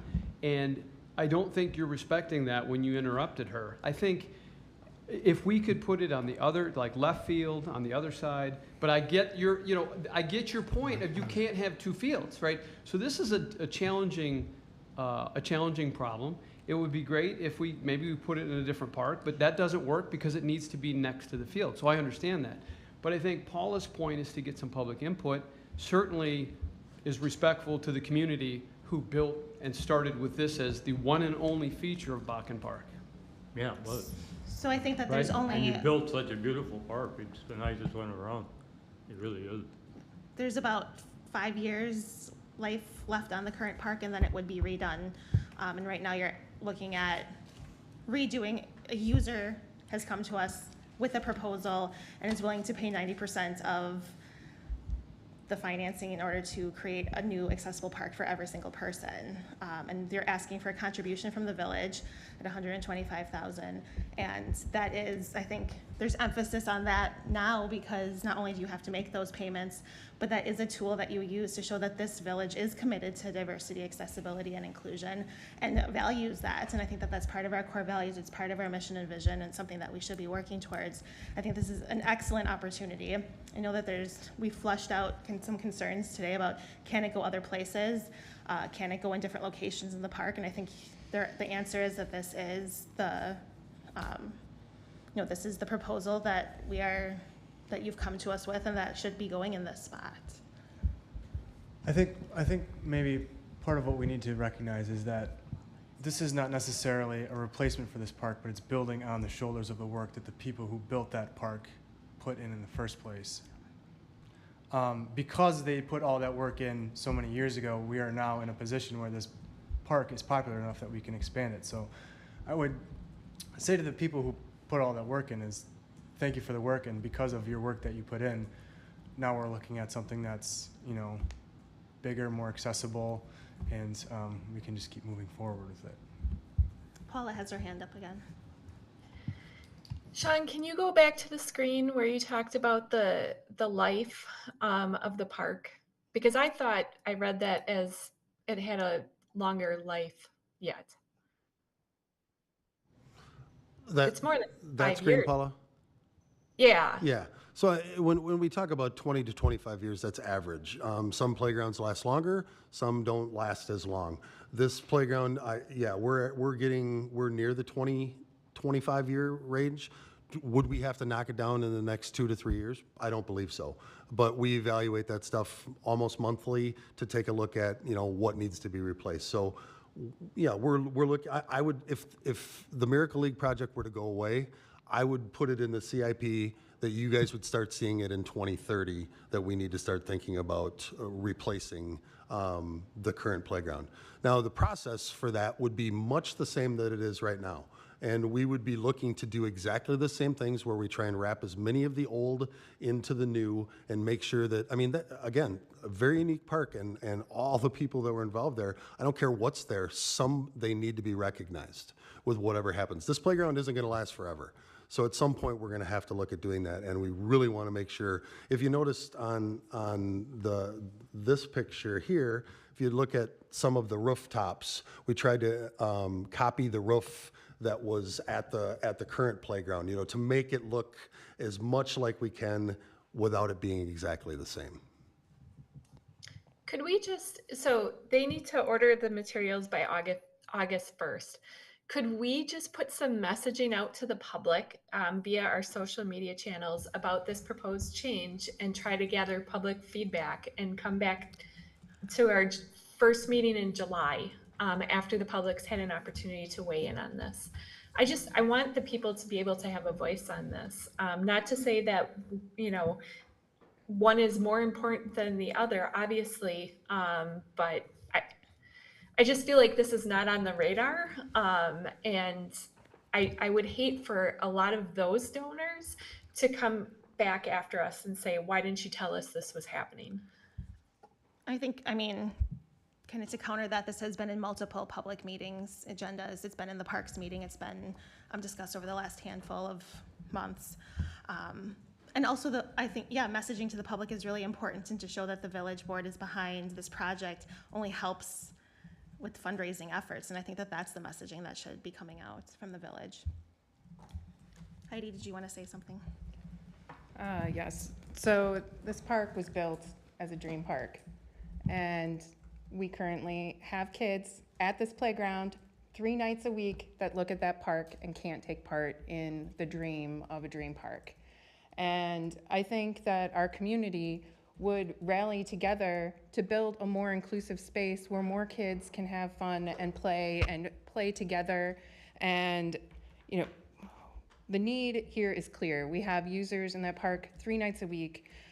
We have a playground that, you know, needs continually more maintenance as it ages. We have wood chips that need replacement. And so these are costs that we're incurring by, you know, continuing to maintain this. Yes, we're replacing it slightly before, but continuing to have more delays is sending a message that it's not a message of belonging. It's not a message of inclusivity. It's not a message to the community that everyone can take part in the dream in Cottage Grove and play baseball and play with your friends regardless of their abilities at the playground. And we have the opportunity to do this with only contributing 10% of the total cost. And so I think we should take this opportunity to move forward and put our values into action and make this playground happen in partnership with the Miracle League. Thank you. I have a question. So Sun Prairie is also doing Miracle Park. And are they doing everything at once, or are they staggering it? The Miracle League has not been involved in that project at all. We were approached by Eric Nee, the athletic director of Sun Prairie, of the entire school district, in 2023. And Eric has a son who plays in the Miracle League. This is second or third year. And so he's familiar with it. So his plan was, within the school district, to build an accessible, not only a baseball field, but a playground and some other multi-purpose fields in Sun Prairie. And he came to us a year and a half ago, and he said, would you guys be interested in taking over the baseball field for 2 months out of the year? And we'll use it during the school year for our adaptable program. And we said, you're gonna build a program? All we gotta do is run a program? Yeah, absolutely. And we have not been involved, Bill and I, or anybody at the Miracle League, or Sean, has been involved with the development of their plan there. It's all been done through Eric. He's the one that pushed it. And it works perfect for us, because like we said, we're there 4 nights a week, 3 games a night, because we have 320 kids, and we haven't turned anybody away, but we're gonna have to start. Their field would be 9 miles from our field, which would be perfect to kind of start thinning out what's happening at Bakken Park, and only play 2 games a night, and maybe only 3 games or 3 nights a week, or something like that. So that was a perfect plan without any input from the Miracle League. Thank you. And, I'm sorry. Yeah, no, thank you. But I the didn't mean answer- to interrupt you. And Heidi, I agree with you about the inclusivity. And with that being said, I think out of respect for the community members that have put blood, sweat, and tears, I think that we should at least give them an opportunity. And I hear you that there has been information out there, but to wrap this all together, put it in our community newsletter until, I think, Paula, you had mentioned maybe July 1st. So I think to support everybody all the way around, instead of it being one way or another, is the best of both worlds.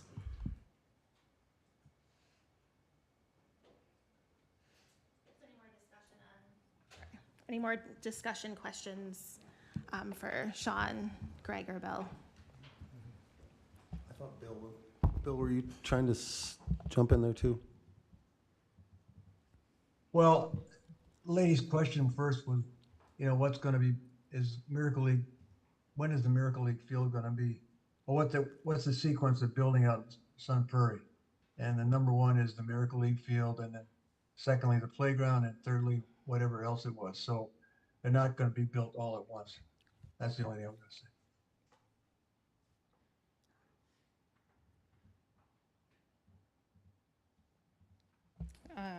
I was wondering if we were to delay decision to our next meeting, which is Monday, July 7th, I believe. Is that past the ordering deadline? What was the commitment that, We have an August 1st deadline to put the order in if we want the stuff here before the first of the year when the price increase kicks in, probably 8 to 10% more. all right, thank you. We're elected to represent those in front of those residents, and we have a set of core values. This project has been in front of Parks and Rec multiple times. We have members that are very connected in the community that took part in the original Dream Park, represented on Parks and Rec. We have addressed these concerns and continual roadblocks placed. We're creating more delay and additional barriers, and we're not arriving at decisions. We're just continuing to delay and come up with additional excuses, and I don't think that it's right. All I'm asking for is public input.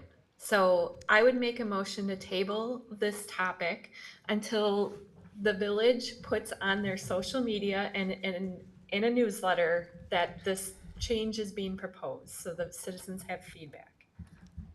All right, there's a motion by Paula to table. I second that. There's a second by Buenzo. Any discussion on the motion? All those in favor? Aye. Aye. Opposed? Nay. Nay. Did you get that? Abstain. Sorry, abstain. All right, motion fails.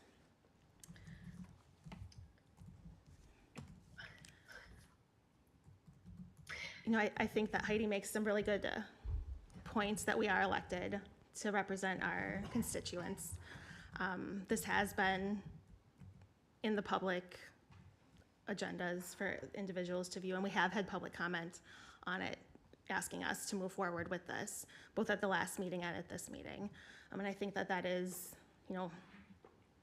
we don't need to delay this decision. I think to let the public know that we are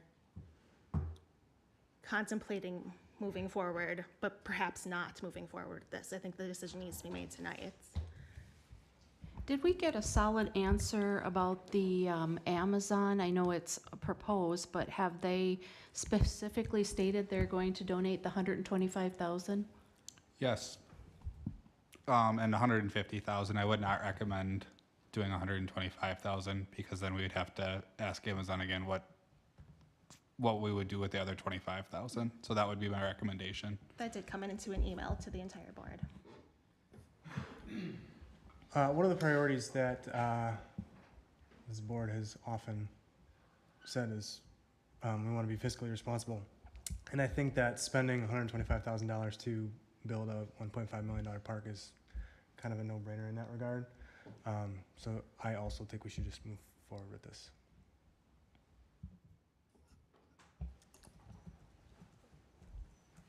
I would make, Rick, you want to go ahead before I guess just process-wise, like if the board were to choose to move forward tonight, we would still have an agreement that we would need to have approved at some point. So this would basically just giving us direction on which path to choose. So we could, if the direction is to move forward tonight, we would still have to have the agreement for July 7th, which I think we could do based on the conversations we've had with Miracle League already. So there would still be another, I guess, decision point in 3 weeks. So there could be a potential option to move forward tonight with the Miracle League playground proposal, include a funding source, and then also include that in our newsletter that goes out on, was the deadline Wednesday, Inga, and a social media post about it, so that the community is more aware of what's going on. Correct. I would say that's fine. I just want public input. It's nothing like I support inclusivity. As I mentioned before, I worked for Disabled Student Services at UW Whitewater. I played on the women's wheelchair basketball team. I have always supported people with disabilities. So I don't like the kind of inference that somehow by not doing this, I don't support people with disabilities, because I do. I just want the public to have input. So if this goes, back to the July 7th meeting and we can do something on social media, that would be great. That's all I'm asking for. The agreement would come back on the July 7th meeting, correct? That's correct. So I'd be using whatever direction is given tonight to put something in place. I sort of already have an outline of different provisions that we'd want to include in there, and then work with the Miracle League to have something back here by the July 7th meeting. Let's talk about funding. There's two funding options. One is the Amazon funds, and the second is the park development funds. Obviously, I do quite a bit of fundraising in Cottage Grove. I was involved in the cultivation of the Amazon gift for the library project. I have very strong feelings about the use of those funds and what they were originally designated for, and potentially redirecting those funds. I also believe very strongly in inclusivity, and I understand this playground project, and I know how important it is to residents in this community. I think it also meets, we do quite a bit of programming over at Bakken Park for the library, and would be excited to use this park. And yeah, I would support either funding to move this project forward. I do just want to provide some clarification. That $150,000 is the donation directly to the village from Amazon, which we would then pay to Miracle League. It's not a direct donation to Miracle League. But it was qualified to be used for youth development, right? Yep. It was targeted towards You all saw youth the email development, from right. Amazon that said that it could be used for this project. I typically don't make motions, but I will make a motion to approve the Miracle League playground proposal and use the Amazon directed donation to fund the village's contribution, and also ask staff to include the proposal information, perhaps a picture in the newsletter, and social media post. Second. Thank you, Cindy, for adding that in. All right, there is a motion by Kel Nelson and a second by Severson. Is there any more discussion? Sean? I'd be looking for, when you say that you're looking for feedback, what feedback are you exactly looking for? I mean, do you want me to ask them if they're okay with building a new park, or just general feedback on the project itself? I think that, actually, Severson, why don't you, what kind of feedback are you interested in? Yeah, I mean, could we just, just very basic. This is the current park. This is the proposal. We just want to get the community's feedback, just very general. This is happening. It's going to be on the July 7th agenda. Some details, just like you kind of had in your PowerPoint. I just think social media and email will get people's attention. Not everybody reads our village board agendas. So just something with pictures and something to grab attention. Okay, I can do that. Perfect. Thank you. And then certainly include too, the donors' information too, so people know that that board is going to remain, that's not going to go away. I think that's important too, to add to the information going out, so. And then I'll just add one more thing, how they can donate to the Miracle League should also be added in there. There's a motion and a second. I would just like to say, this really hasn't been something the public's been aware of. It's only been a few weeks that it's been on agenda. So I think it's great that we have a motion that's going to include some feedback to help guide anything, and hopefully this is going to be received very positively. The piece that and I can overcome this, is demolishing an asset that still has 5 to 10 years. And I understand, it's unfortunate there isn't a better spot, but there isn't. So I totally understand that. And it's a wonderful opportunity for us to partner, and I appreciate all the effort that you've done. So, I support the motion. All right, motion, second. Do you have all that information? All right, all those in favor? Aye. Aye. Oppose? Abstain? Motion carries. Thank you, Greg and Bill, for your time tonight. We'll move on to Public Works, Properties, and Sustainability Committee, which also has several for discuss and consider. So I'll turn that over to Chris. Okay, we met last week, Wednesday, July 11th at 5:30. We had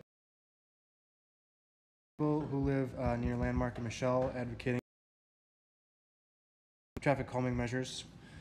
We also had a fellow by the name of Peter who wanted some things done on the Windsor Avenue, near the Windsor Avenue playground by Glen Grove. Then we moved to approving the minutes, unfinished business. We talked in depth about traffic calming measures. We talked about potential solutions at Michelle and Landmark, and the different costs for those, traffic paint, stop signs, traffic circles, things like that. Ultimately, we gave direction to install the temporary stop signs at Landmark and Michelle. As you heard earlier, Nick was in favor of having stop signs at those 3 intersections on Landmark. We did get some information that's also included in the packet about speed volume and whatnot on that in that area. And we can come back to those discussing considers in a little bit. New business, we talked about e-cycle and if we wanted to change the format or add a date. The decision was to keep it as it is for now and see if we need any more. Current value, I think, is about $5,000 for one date or one weekend per year. And then we discussed the Windsor Avenue playground area that Pete brought up at the beginning. We decided to give direction to Public Works to put up a sign showing that there's a playground around to try to have people slow down there. Engineers report, they're updating the snow and ice control. Oh, sorry, that's director's report. My mistake. I don't have the engineer's report, so let me pull it up on here. Apologies. I can never get through these smoothly. Sorry. West Lawn Estates is moving along, and Phase 6 is anticipated to be constructed later in 2025. Quarry Ridge, contract report, curb and gutter along Michelle and Matt Pass, and pavements are scheduled to move along this month. Amazon, the traffic safety, or the traffic impact statement is been filed with the DOT in Dane County and has received final approval. Hayday is looking to begin construction in 2025. And the street and pedestrian improvements are moving right along. The Heather Drive area and the Bonnie Road area have now been finished. They were finished last week. And work on the Main Street and Taylor Street beacon is going to begin this month. And the path is still going to be finished this summer, but it's going to be finished later this summer. And the director's reports, they're working to update the snow and ice control program. Sustainability goals update, Cameron attended a Sustainability Leaders Collaborative event with other municipalities, which we will be updated about in the future. And then just other general summer operations, brush pickup. They started to do some painting on crosswalk sidewalks and, stop signs and curbs. And Kyla was going to meet with Strand about the Gaston water main loop and the potential path later on. So the discuss and considers we have are to approve. I got a question for you. So, you know, in the engineer's report, it talked about the Amazon facility and the roadway improvements. So they're working on that. Is there a timing on when those would be available? And is there like going to be some sort of document that sort of gets reviewed as far as what does it look like and what does it mean to everybody in the community? Kyla? The TIA has been approved both by the county and the state just recently. It's a very large document that I wouldn't wish upon anybody. I plan to summarize it here for the July meeting, Public Works meeting, to give an update.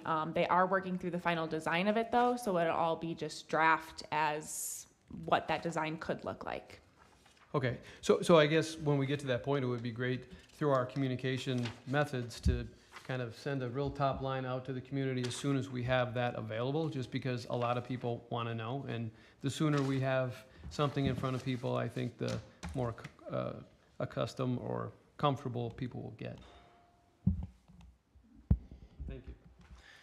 Okay, so no problem. The discuss considers, I guess I'm just gonna skip the e-cycle one just to explain the last three for a second.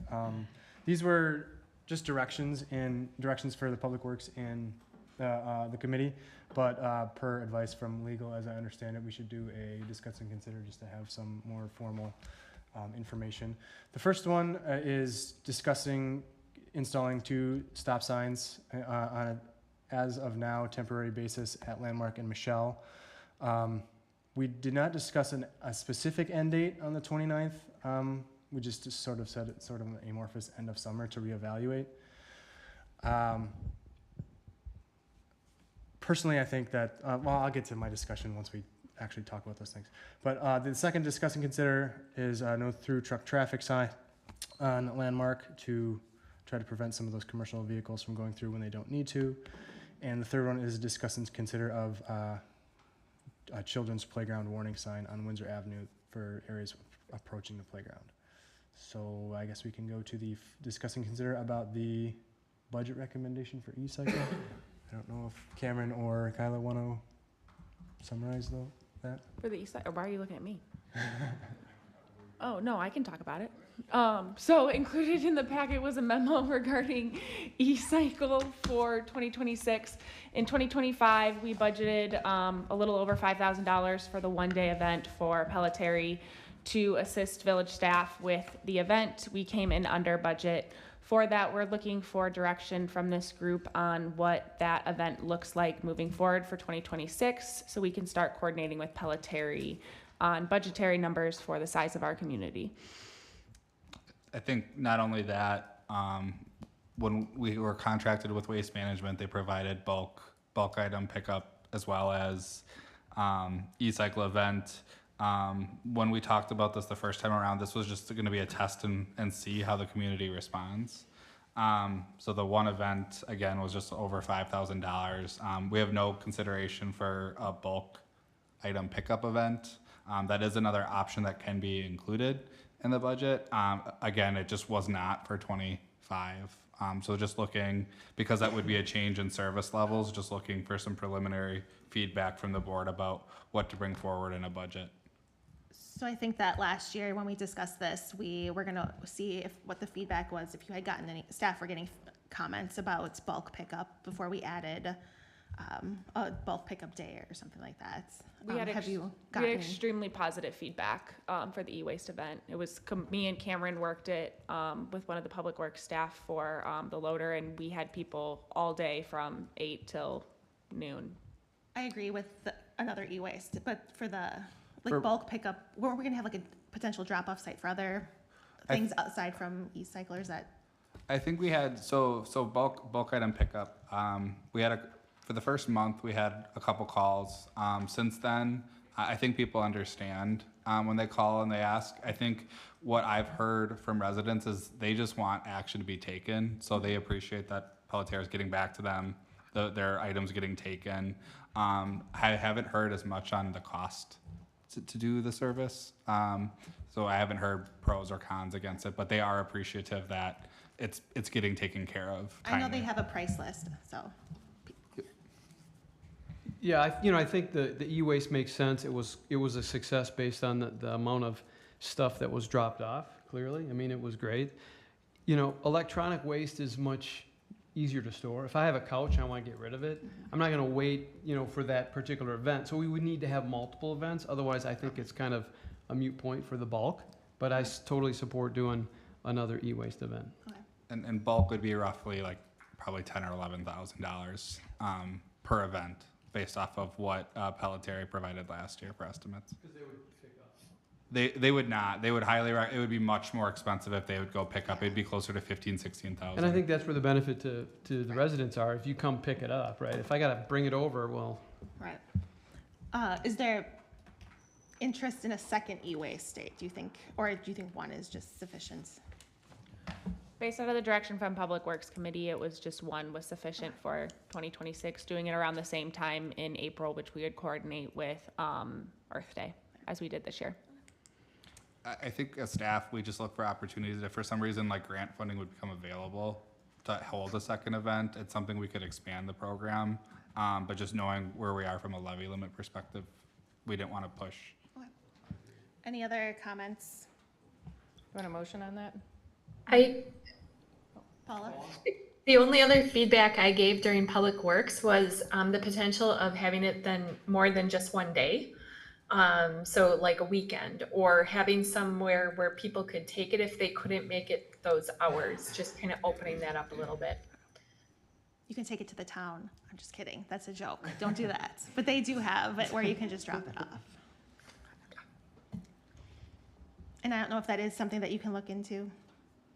I can look into it, yeah. Okay. We're gonna motion on this one. I would make the motion to approve the recommendation for a single e-cycle event for 2026. I second the motion. There's a motion by Murphy, a second by Wenzel. Any other discussion on this one? Just to clarify, so Kylie, you're going to look at having an extended hours for those that maybe work during the period. So just to add to that. Yes. Correct. All right. All those in favor? Aye. Aye. Opposed? Abstain? Motion carries. Moving on. Okay, so the second one's to discuss and consider of the 2 temporary stop signs at Landmark and Michelle for the summer. We heard from Nick earlier, who I kind of agree with. I think 1 intersection stop sign is kind of a half measure. I would personally rather see all 3 have the temporary stop signs. I'd be interested to hear what you guys think. The only concern I have with the way this discuss and consider is worded is the end date of August 29th. I'm okay ending the study on that. I'm not sure I would want to take the stop signs down until Public Works and the board had a chance to maybe talk about it. I think that area there is a school bus stop, and removing stop signs just before school starts is probably going to anger a lot of parents. So I'm okay ending the study on August 29th and then giving us time to talk about it and then get public feedback too. I just wouldn't want to end having the stop signs there on August 29th, so. Yeah, that was the question I had, is what would trigger ending it? And wouldn't that create other issues? I mean, like you said, with. The intent there was we had end of summer as what was discussed at the meeting, and to allow for staff to review the data that we've had and provide an update for the September meeting was to kind of end that at that end of September, that first week of August. We don't plan on taking the stop signs down without knowing if we're going to continue them to be permanently. That would just confuse the entire public. It would seem to me if we're trying to limit traffic that's not part of that community or that part of the neighborhood, that even consider removing them. I mean, I know you did the study on speeds. There's not a significant issue with speeding there. It's controlling the traffic.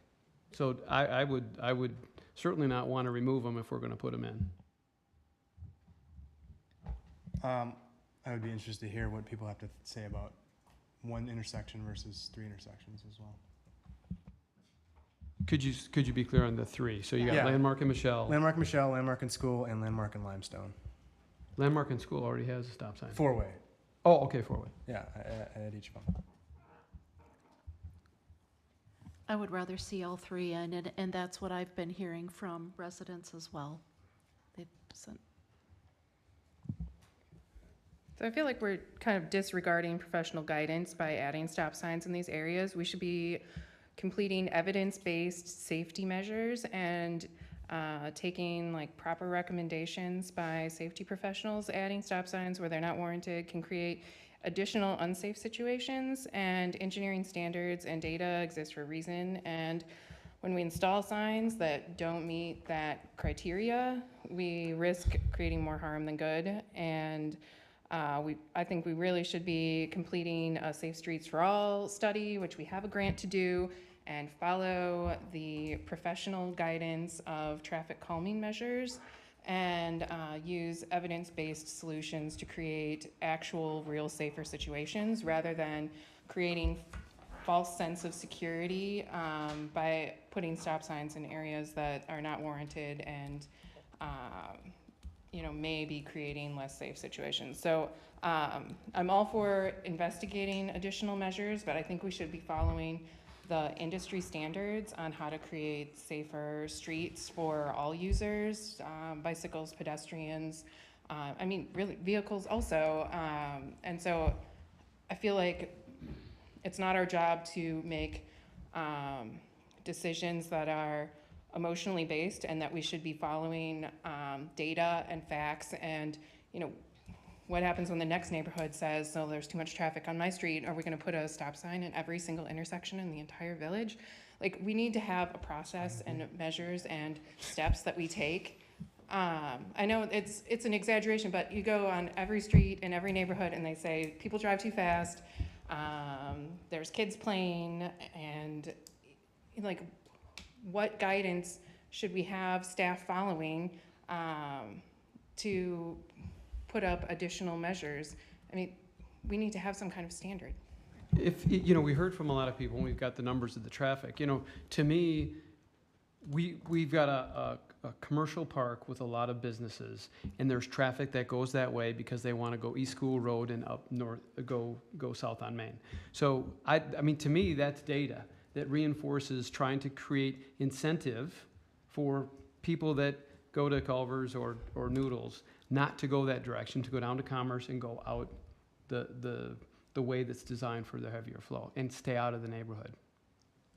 Could I just add that the neighborhood is large. There's a lot of people that live right in the neighborhood. When all the additions to the back, and people have delivery trucks, they have lawn care, they have people coming to work on their appliances. Like, there's also just a lot of traffic because there's a lot of people. I mean, if I count how many times I go in and out of my house every day to run errands, pick up somebody, drop somebody off, run to the pharmacy. I mean, it just generates a lot of trips. And are we going to check everybody's driver's license to know if they're driving if they live in this neighborhood, or do they live on the other side of town?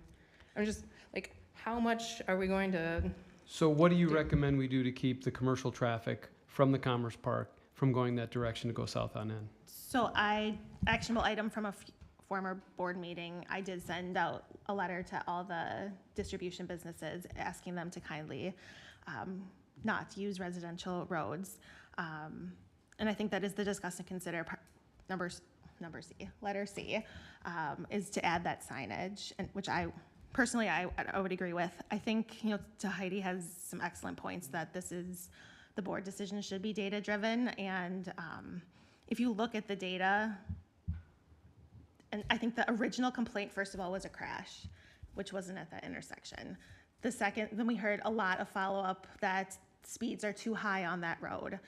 And now we have all of the data that show that speeds are 7 miles per hour under the speed limit.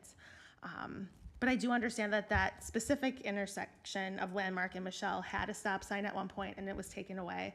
And I agree that we should put it back in, and we should make sure, we take a second look, have a temporary basis, take a second look at the data, and hopefully we would see significant differences, or, that show that this is an improvement, or I guess maintain status quo.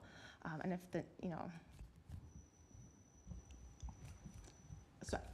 but in terms of adding additional stop signs, when the complaint was on the specific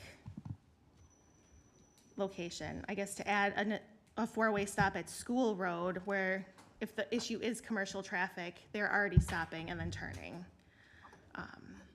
But we didn't really study the speed on School, and I know people that live on School, and they've complained about speed. Now, people complain about speed, and then you did the study, and we don't have a speed problem. So that could just be, Again, yeah, I think, we don't have data from that intersection. And then there's a third intersection, which is Landmark and Limestone, going the opposite way into the Commerce Park. Well, some of the data that was not considered was before or prior to the accident. And so maybe people have slowed down since this recent tragedy. However, I think we've all heard that there have been, this has been an issue prior to the recent tragic event, that traffic has been going through there, speeding through there. And before the stop signs were, when several years ago, I don't even know when, the Grand Appliance, so there have been a lot more commercial buildings that the neighborhood didn't exist many years ago. Well, now it exists, and sending a letter is really nice, but I don't know how enforceable that really is. And if, you're gonna have new employees at Grand Appliance, they're still gonna be trucking through the neighborhood. So I think more enforcement does need to be in place. Paula, you have your hand up. Thanks. Just some feedback from Public Works. So we discussed this at length, and we did discuss the data. We did discuss recommendations from both the engineer as well as Police Chief Gary. And what we kind of did was we tried to hold that in balance with the will of the people, right? Because we had a petition that got sent to the village board that had 557 signatures for stop signs at that specific intersection. And then there were members, or Nicholas, who spoke during public appearances, who wanted to see 3 sets of stop signs, right? So in my mind, this was kind of a compromise. It was a step forward, listening to the citizen feedback, and moving ahead in some direction, and testing out the theory. Does it change traffic patterns? We also discussed, which I think is going to need to be like a capital prioritization item. Google actually, if you go to Culver's or somewhere in that area, Google actually sends you up Landmark Drive. And so, not having options for that. So if somebody's going to Culver's or Dolphin Swim Academy. So I suggest that we take a look at Limestone Pass and the intersection of Highway N and the possibility of allowing a left-hand turn. So that would have to be a bigger study. It's not something we're going to be able to do right away. It'd have to be for next year. But we also discussed that as well to help the traffic flow not through that neighborhood. So just to circle back to a couple of things we've already talked to, I think a traffic study, that's good, and I think it's important. But it takes time and it takes money. And what I would hate to do is look for the final, ultimate capital S solution, and in between now and then do nothing. I think I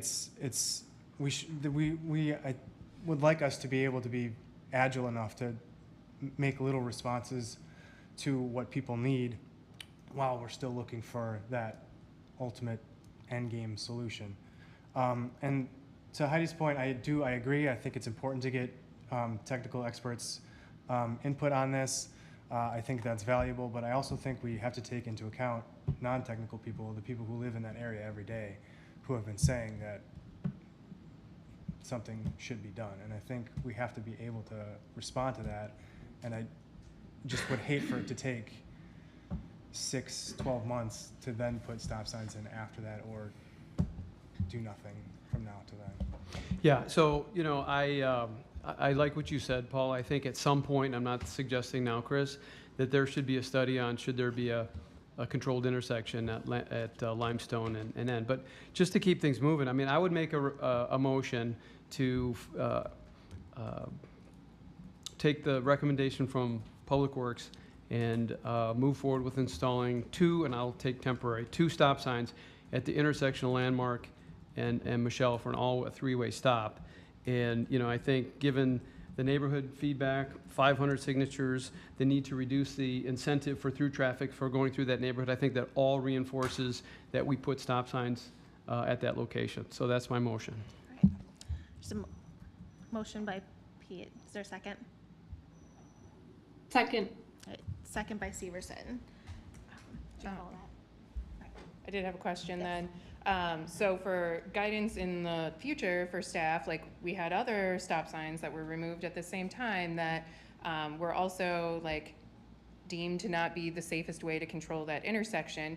And I'm sure there are other residents that are interested in, having a stop sign outside their house, but then their neighbor across the street might not be because they don't want to hear the car accelerate and stop at their, so like, what is the guidance to staff when you might want to see this request back again, or like anytime anyone requests a stop sign, should this go through Public Works and up to the board, or like how do we make? That's not germane motion. Yeah. That's a discussion for another time. That's not this motion. This motion is this specific intersection. And so staff will just bring that up if it comes up again. Goes to Public Works. I put out a call in Public Works for anybody that, if they had anything they wanted looked at. So I'm sure the many people who watch the Public Works Committee will see that and respond. All right. I do have to clarification. I have actually received another person that is interested in their stop sign in a completely different neighborhood. But I am looking into speeds in that area. So at what point do I what data is the board looking for, as ultimately it is your decision to put up a stop sign on where you would like, what kind of data are you looking for? And what is that recommendation for me to bring data for you for? Is it every stop sign that I get every time I get a phone call for a stop sign, would you guys like that approval? I think you need to analyze the rationale why they want the stop sign. In this case, the driver for me really is reducing the incentive for through traffic to go through the neighborhood, out of the park, to me. Couple that with 500 signatures and some of the other things. I think, any request to add or delete signs, you need to kind of bring to the Public Works Commission kind of that data, and then Public Works can decide whether it needs to come to the board. And if you feel like you need or you want additional feedback from this board, we can put that as a future agenda item. Sounds good. Thank you. All right, there is a motion and a second. Any more discussion on the discuss and consider the temporary stop signs, or the stop signs? You should take out the word temporary. At the Landmark at Michelle. All right, all those in favor? Aye. Aye. Opposed? Nay. Abstain? Motion carries. Number 3. Okay, so this is for your mic, sir. Thank you. I can't believe I forgot. This is for the no through truck traffic sign on Landmark at the limits of the commercial park and residential neighborhood. I would move approval of the Public Works recommendation on the no through truck traffic sign. I'll second. All right, there's a motion by Severson and a second by Dahl. Is there any other discussion on this? I actually have one. Is it enforcement of this sign? Can someone speak to that? Enforcement would be a simple traffic citation. So they still can drive through it.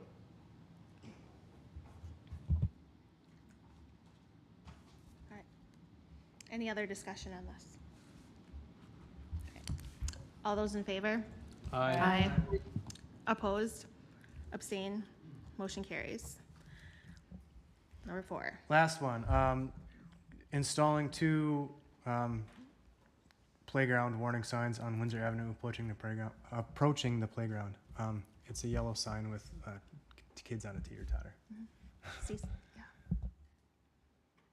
I guess I'm pretty passionate about this because I've seen kids playing in the street, wrestling in the street, throwing football in the street.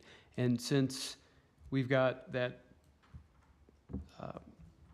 convenience store at the end there, the Quick Trip, and you've got all the apartments on the other end, they don't go out on end, they come up and down Windsor. Clearly this is better than nothing. It's an administrative control is all it is. And administrative control is only as good as the reaction of the individual. So I personally would like to see some sort of barrier. Quite honestly, I'd like to get that removed because of the observations that I've seen and the neighbors in that area that I've talked to. But again, this is, I think, a first step. I would like Public Works to take a look at how can we create some sort of barrier that doesn't compromise that park and also, keep the kids out of the street. There was discussion in Public Works that the owners of the playground would like to put a fence around the playground. They just don't have the funds for it right now. So they're working on it. It's just not going to happen anytime soon. I don't know that would keep kids out of the street. I'm not sure how to do that with signs. But one of the other things I brought up that I would be nice to see is if we had any kind of pavement markings we could put on the street just for higher visibility for cars driving. But what we went with in Public Works was the signs to start with. I think that type of sign indicates to drivers what is expected in that area and that they should use caution. And it also doesn't indicate that, like children at play kind of indicates like it's okay to play in the street. So I think that this is probably the most appropriate sign for that area. I also drove the stretch and I noticed there weren't any street trees on that stretch. So, like just that like kind of physical barrier, it's not a fence, but to have street trees, I don't know if like what our street tree budget looks like for the rest of the year or how we can, that may help alleviate some of it a little bit. I don't know. When you say, you're talking like in the terrace. trees in the terrace. Yeah. I would struggle with that because that reduces visibility. The other comment I would have is parking is allowed on that side of the street, like right in front of that, and so kids run between the cars if they're throwing balls. So I would like Public Works to look at whether or not we eliminate parking along that stretch in front of that playground. Because, visibility is what it's all about. You have to see what's going on. And so I think we got to do more. The signs are certainly a first step, but it's it's not engineering out a significant hazard where you've got a play structure that attracts small kids, big kids, all the kids in that community. And there's a lot of activity that pours out into the street, which is a serious hazard for those individuals. Right. And so I would agree that there's a hazard there. However, every neighborhood you drive around, there's basketball hoops right next to the street. There's kids driving their motorized little vehicles in the street. There's, the electric scooters going everywhere. Like this is a community full of children. And yes, we can take like some appropriate actions, but are we gonna? This is the only playground that services 100 units where there's a lot of children, right?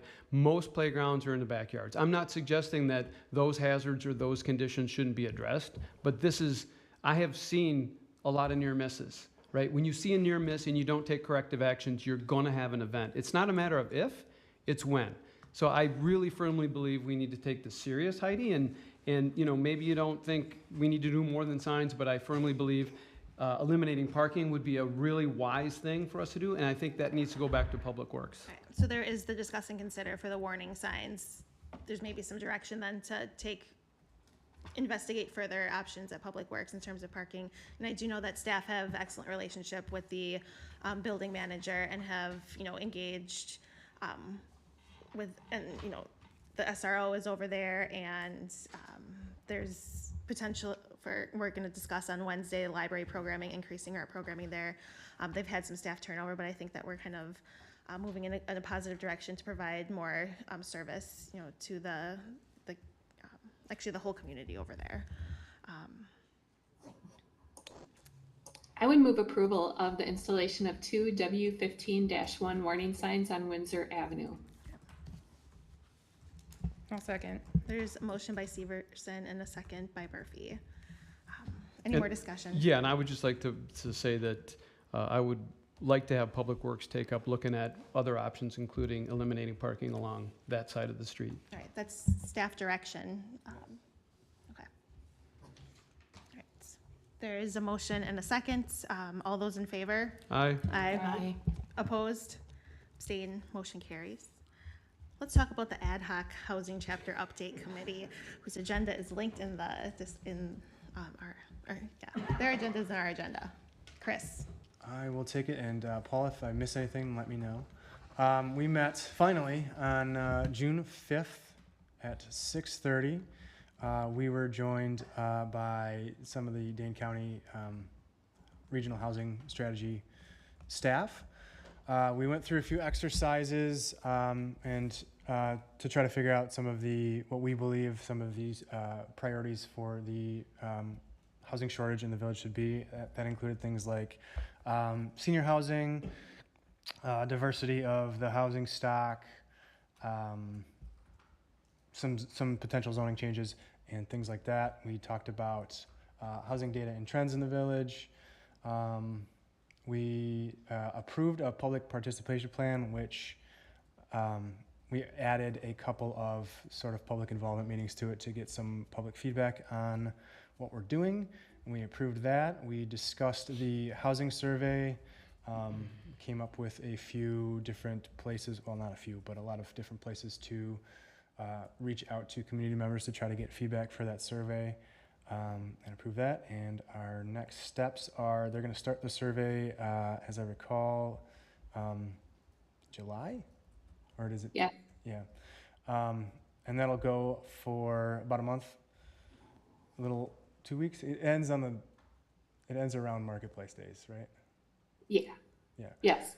And it's also being translated into Spanish, so it will be available in both. And it will be also provided in paper copy at a number of locations, including Village Hall and throughout the community, as well as an online link. And we are potentially going to have, we're hopefully going to have our next meeting in August to discuss the survey results and hopefully lots more. And then we adjourned. Chris, if I can jump in, we're probably thing. splitting that next meeting in two. I talked to Olivia and Alex from Dane County today. Just a lot to go over, so we'll probably have one late July, early August, then another one shortly thereafter. Oh, great. This is the first time hearing that, but I like hearing it. Thank you. Yep. Hot off the press. Breaking news. How about, are there any questions for Chris? How about Utility Commission? All right, Why don't you just take over, Chris? I'm gonna go get a drink of water after this. We met on July 11th at 5 p.m. Approved the minutes, approved the bills. We talked about lighting on Tower 3, the water tower over by the interstate. The price tag was a little higher than we thought it was gonna be, so we tabled it for now. We're having staff look into potential other funds that can be used to do that. Otherwise, we are hopefully going to have it be part of the budget process in the future. But there's no real appetite for it at the current price at the moment. So we tabled that. Then we discussed adding a curb stop for the water service at Fireman's Park that is fed off the existing hydrants. Going on memory, the issue with that is we have to turn off the fire hydrant because the pipes leading into the park are old and will crack and burst. So the payment for that would be $875 to put a curb stop on it so that we can keep the hydrant going but turn off the water to the pipes beyond that, and that passed 4-0. And then we had the engineer's report, which largely dovetails with what it was for Public Works. My notes here say the public water is completed for the Amazon facility. The SCADA upgrades are going well. Strand is going to discuss well number 2 rehabilitation design at our next meeting in July.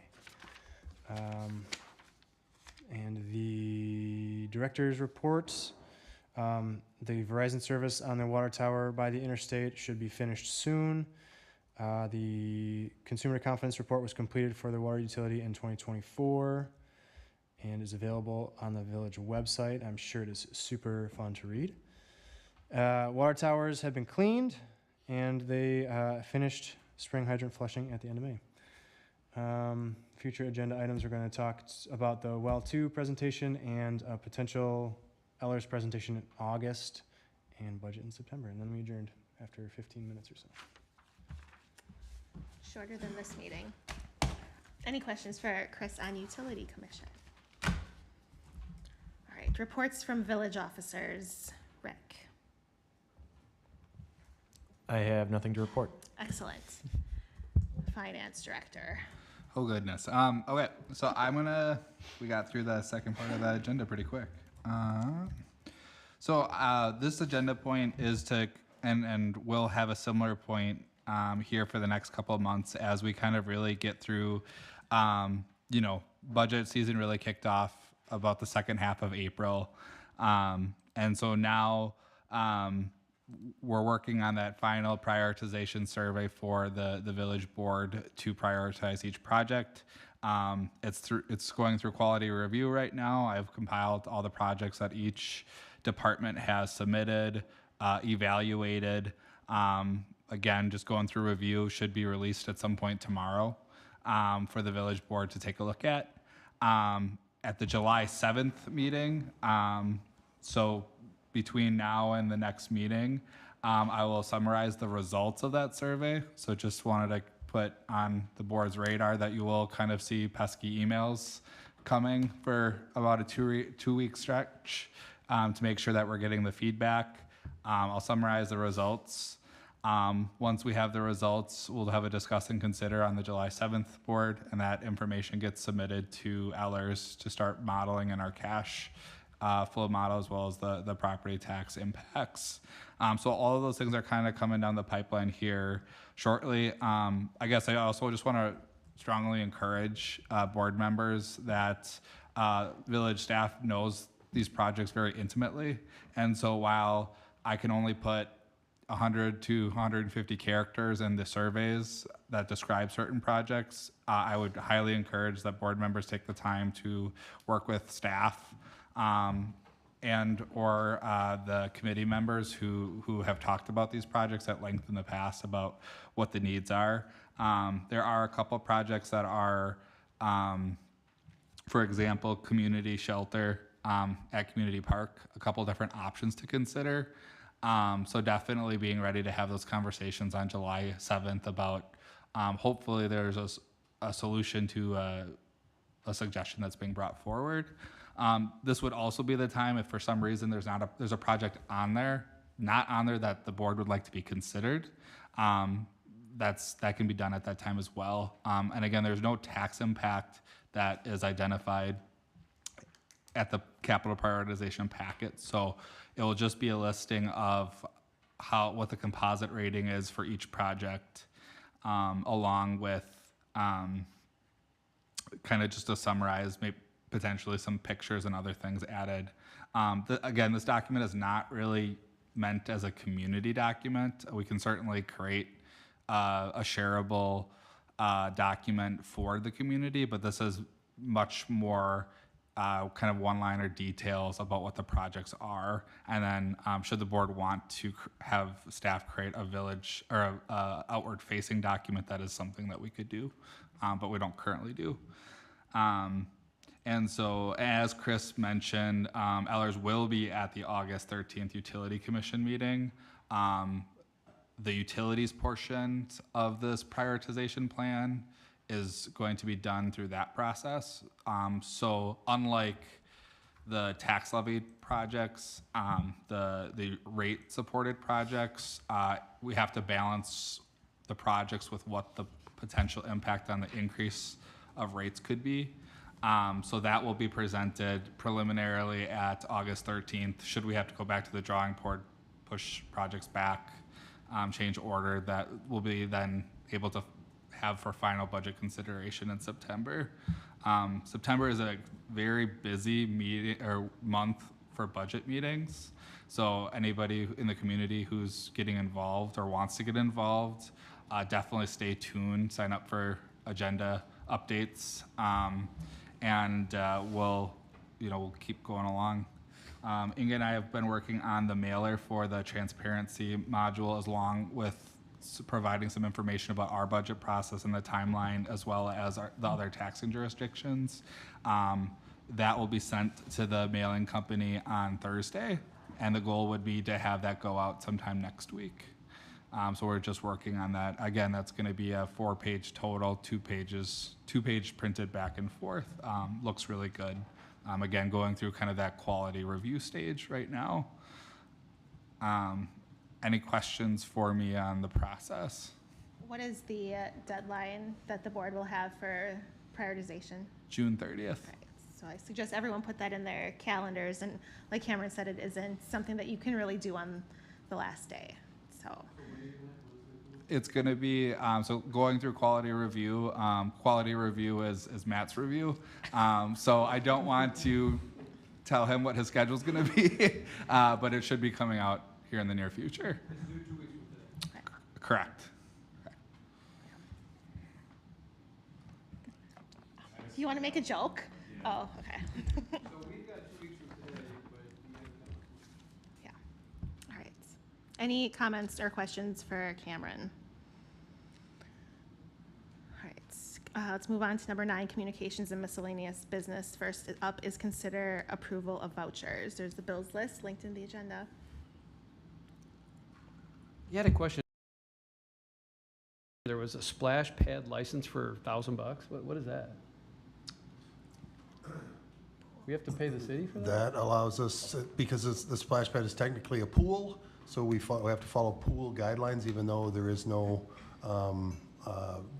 yes, we have to, Dane County Health. The city of Oh, Madison. it says city of Madison. Yeah, That's why the I'm like city, county, I could understand, but it says city. the city of Madison is the fiscal agent for Oh, public okay. health. Yep, okay. Got it. And then the other question I had was Nelson, where the heck is it here? What is the Nelson Institute University year? It's $10,000, payment 3. What is that? So in 2023, the board approved a 3-year commitment to university. So partnering with various projects to have UW staff assist with various objectives. Okay. So this is that 3rd and final year of that initiative. This is the partnership with the University of Wisconsin? Yep. Okay, thank you. Yeah, staff and students, grad students. It's like urban planning. I guess just to clear off, there's no current proposal to bring that back for the next year's budget. So I don't want it to surprise board members that it's not going to be in the administration budget request. I'll make a motion to approve vouchers as presented. Second. There's a motion by Dahl and a second by Murphy. Any other discussion on the vouchers? All those in favor? Aye. Opposed? Abstain? Motion carries. Correspondence? Does anyone have anything? Upcoming community events. We're all still recovering from this weekend. The Historical Society has their brat feed on Friday out in the Piggly Wiggly parking lot. Excellent. All right, future agenda items. There were some that popped up during tonight's discussion. Does anyone have anything else they'd like to propose? All right. Then we have a number 10 and a number 11, which are 2 closed sessions tonight.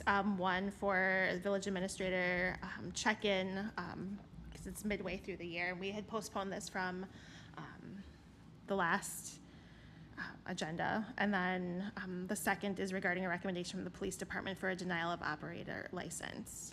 So I will make the motion and then ask for a second for both.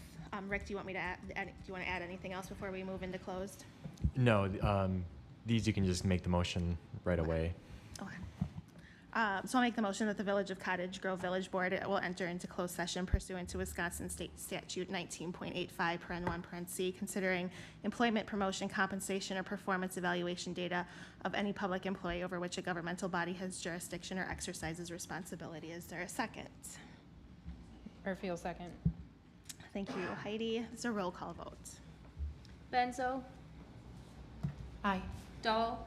Aye. Cal Nelson? Aye. Murphy? Aye. Severson?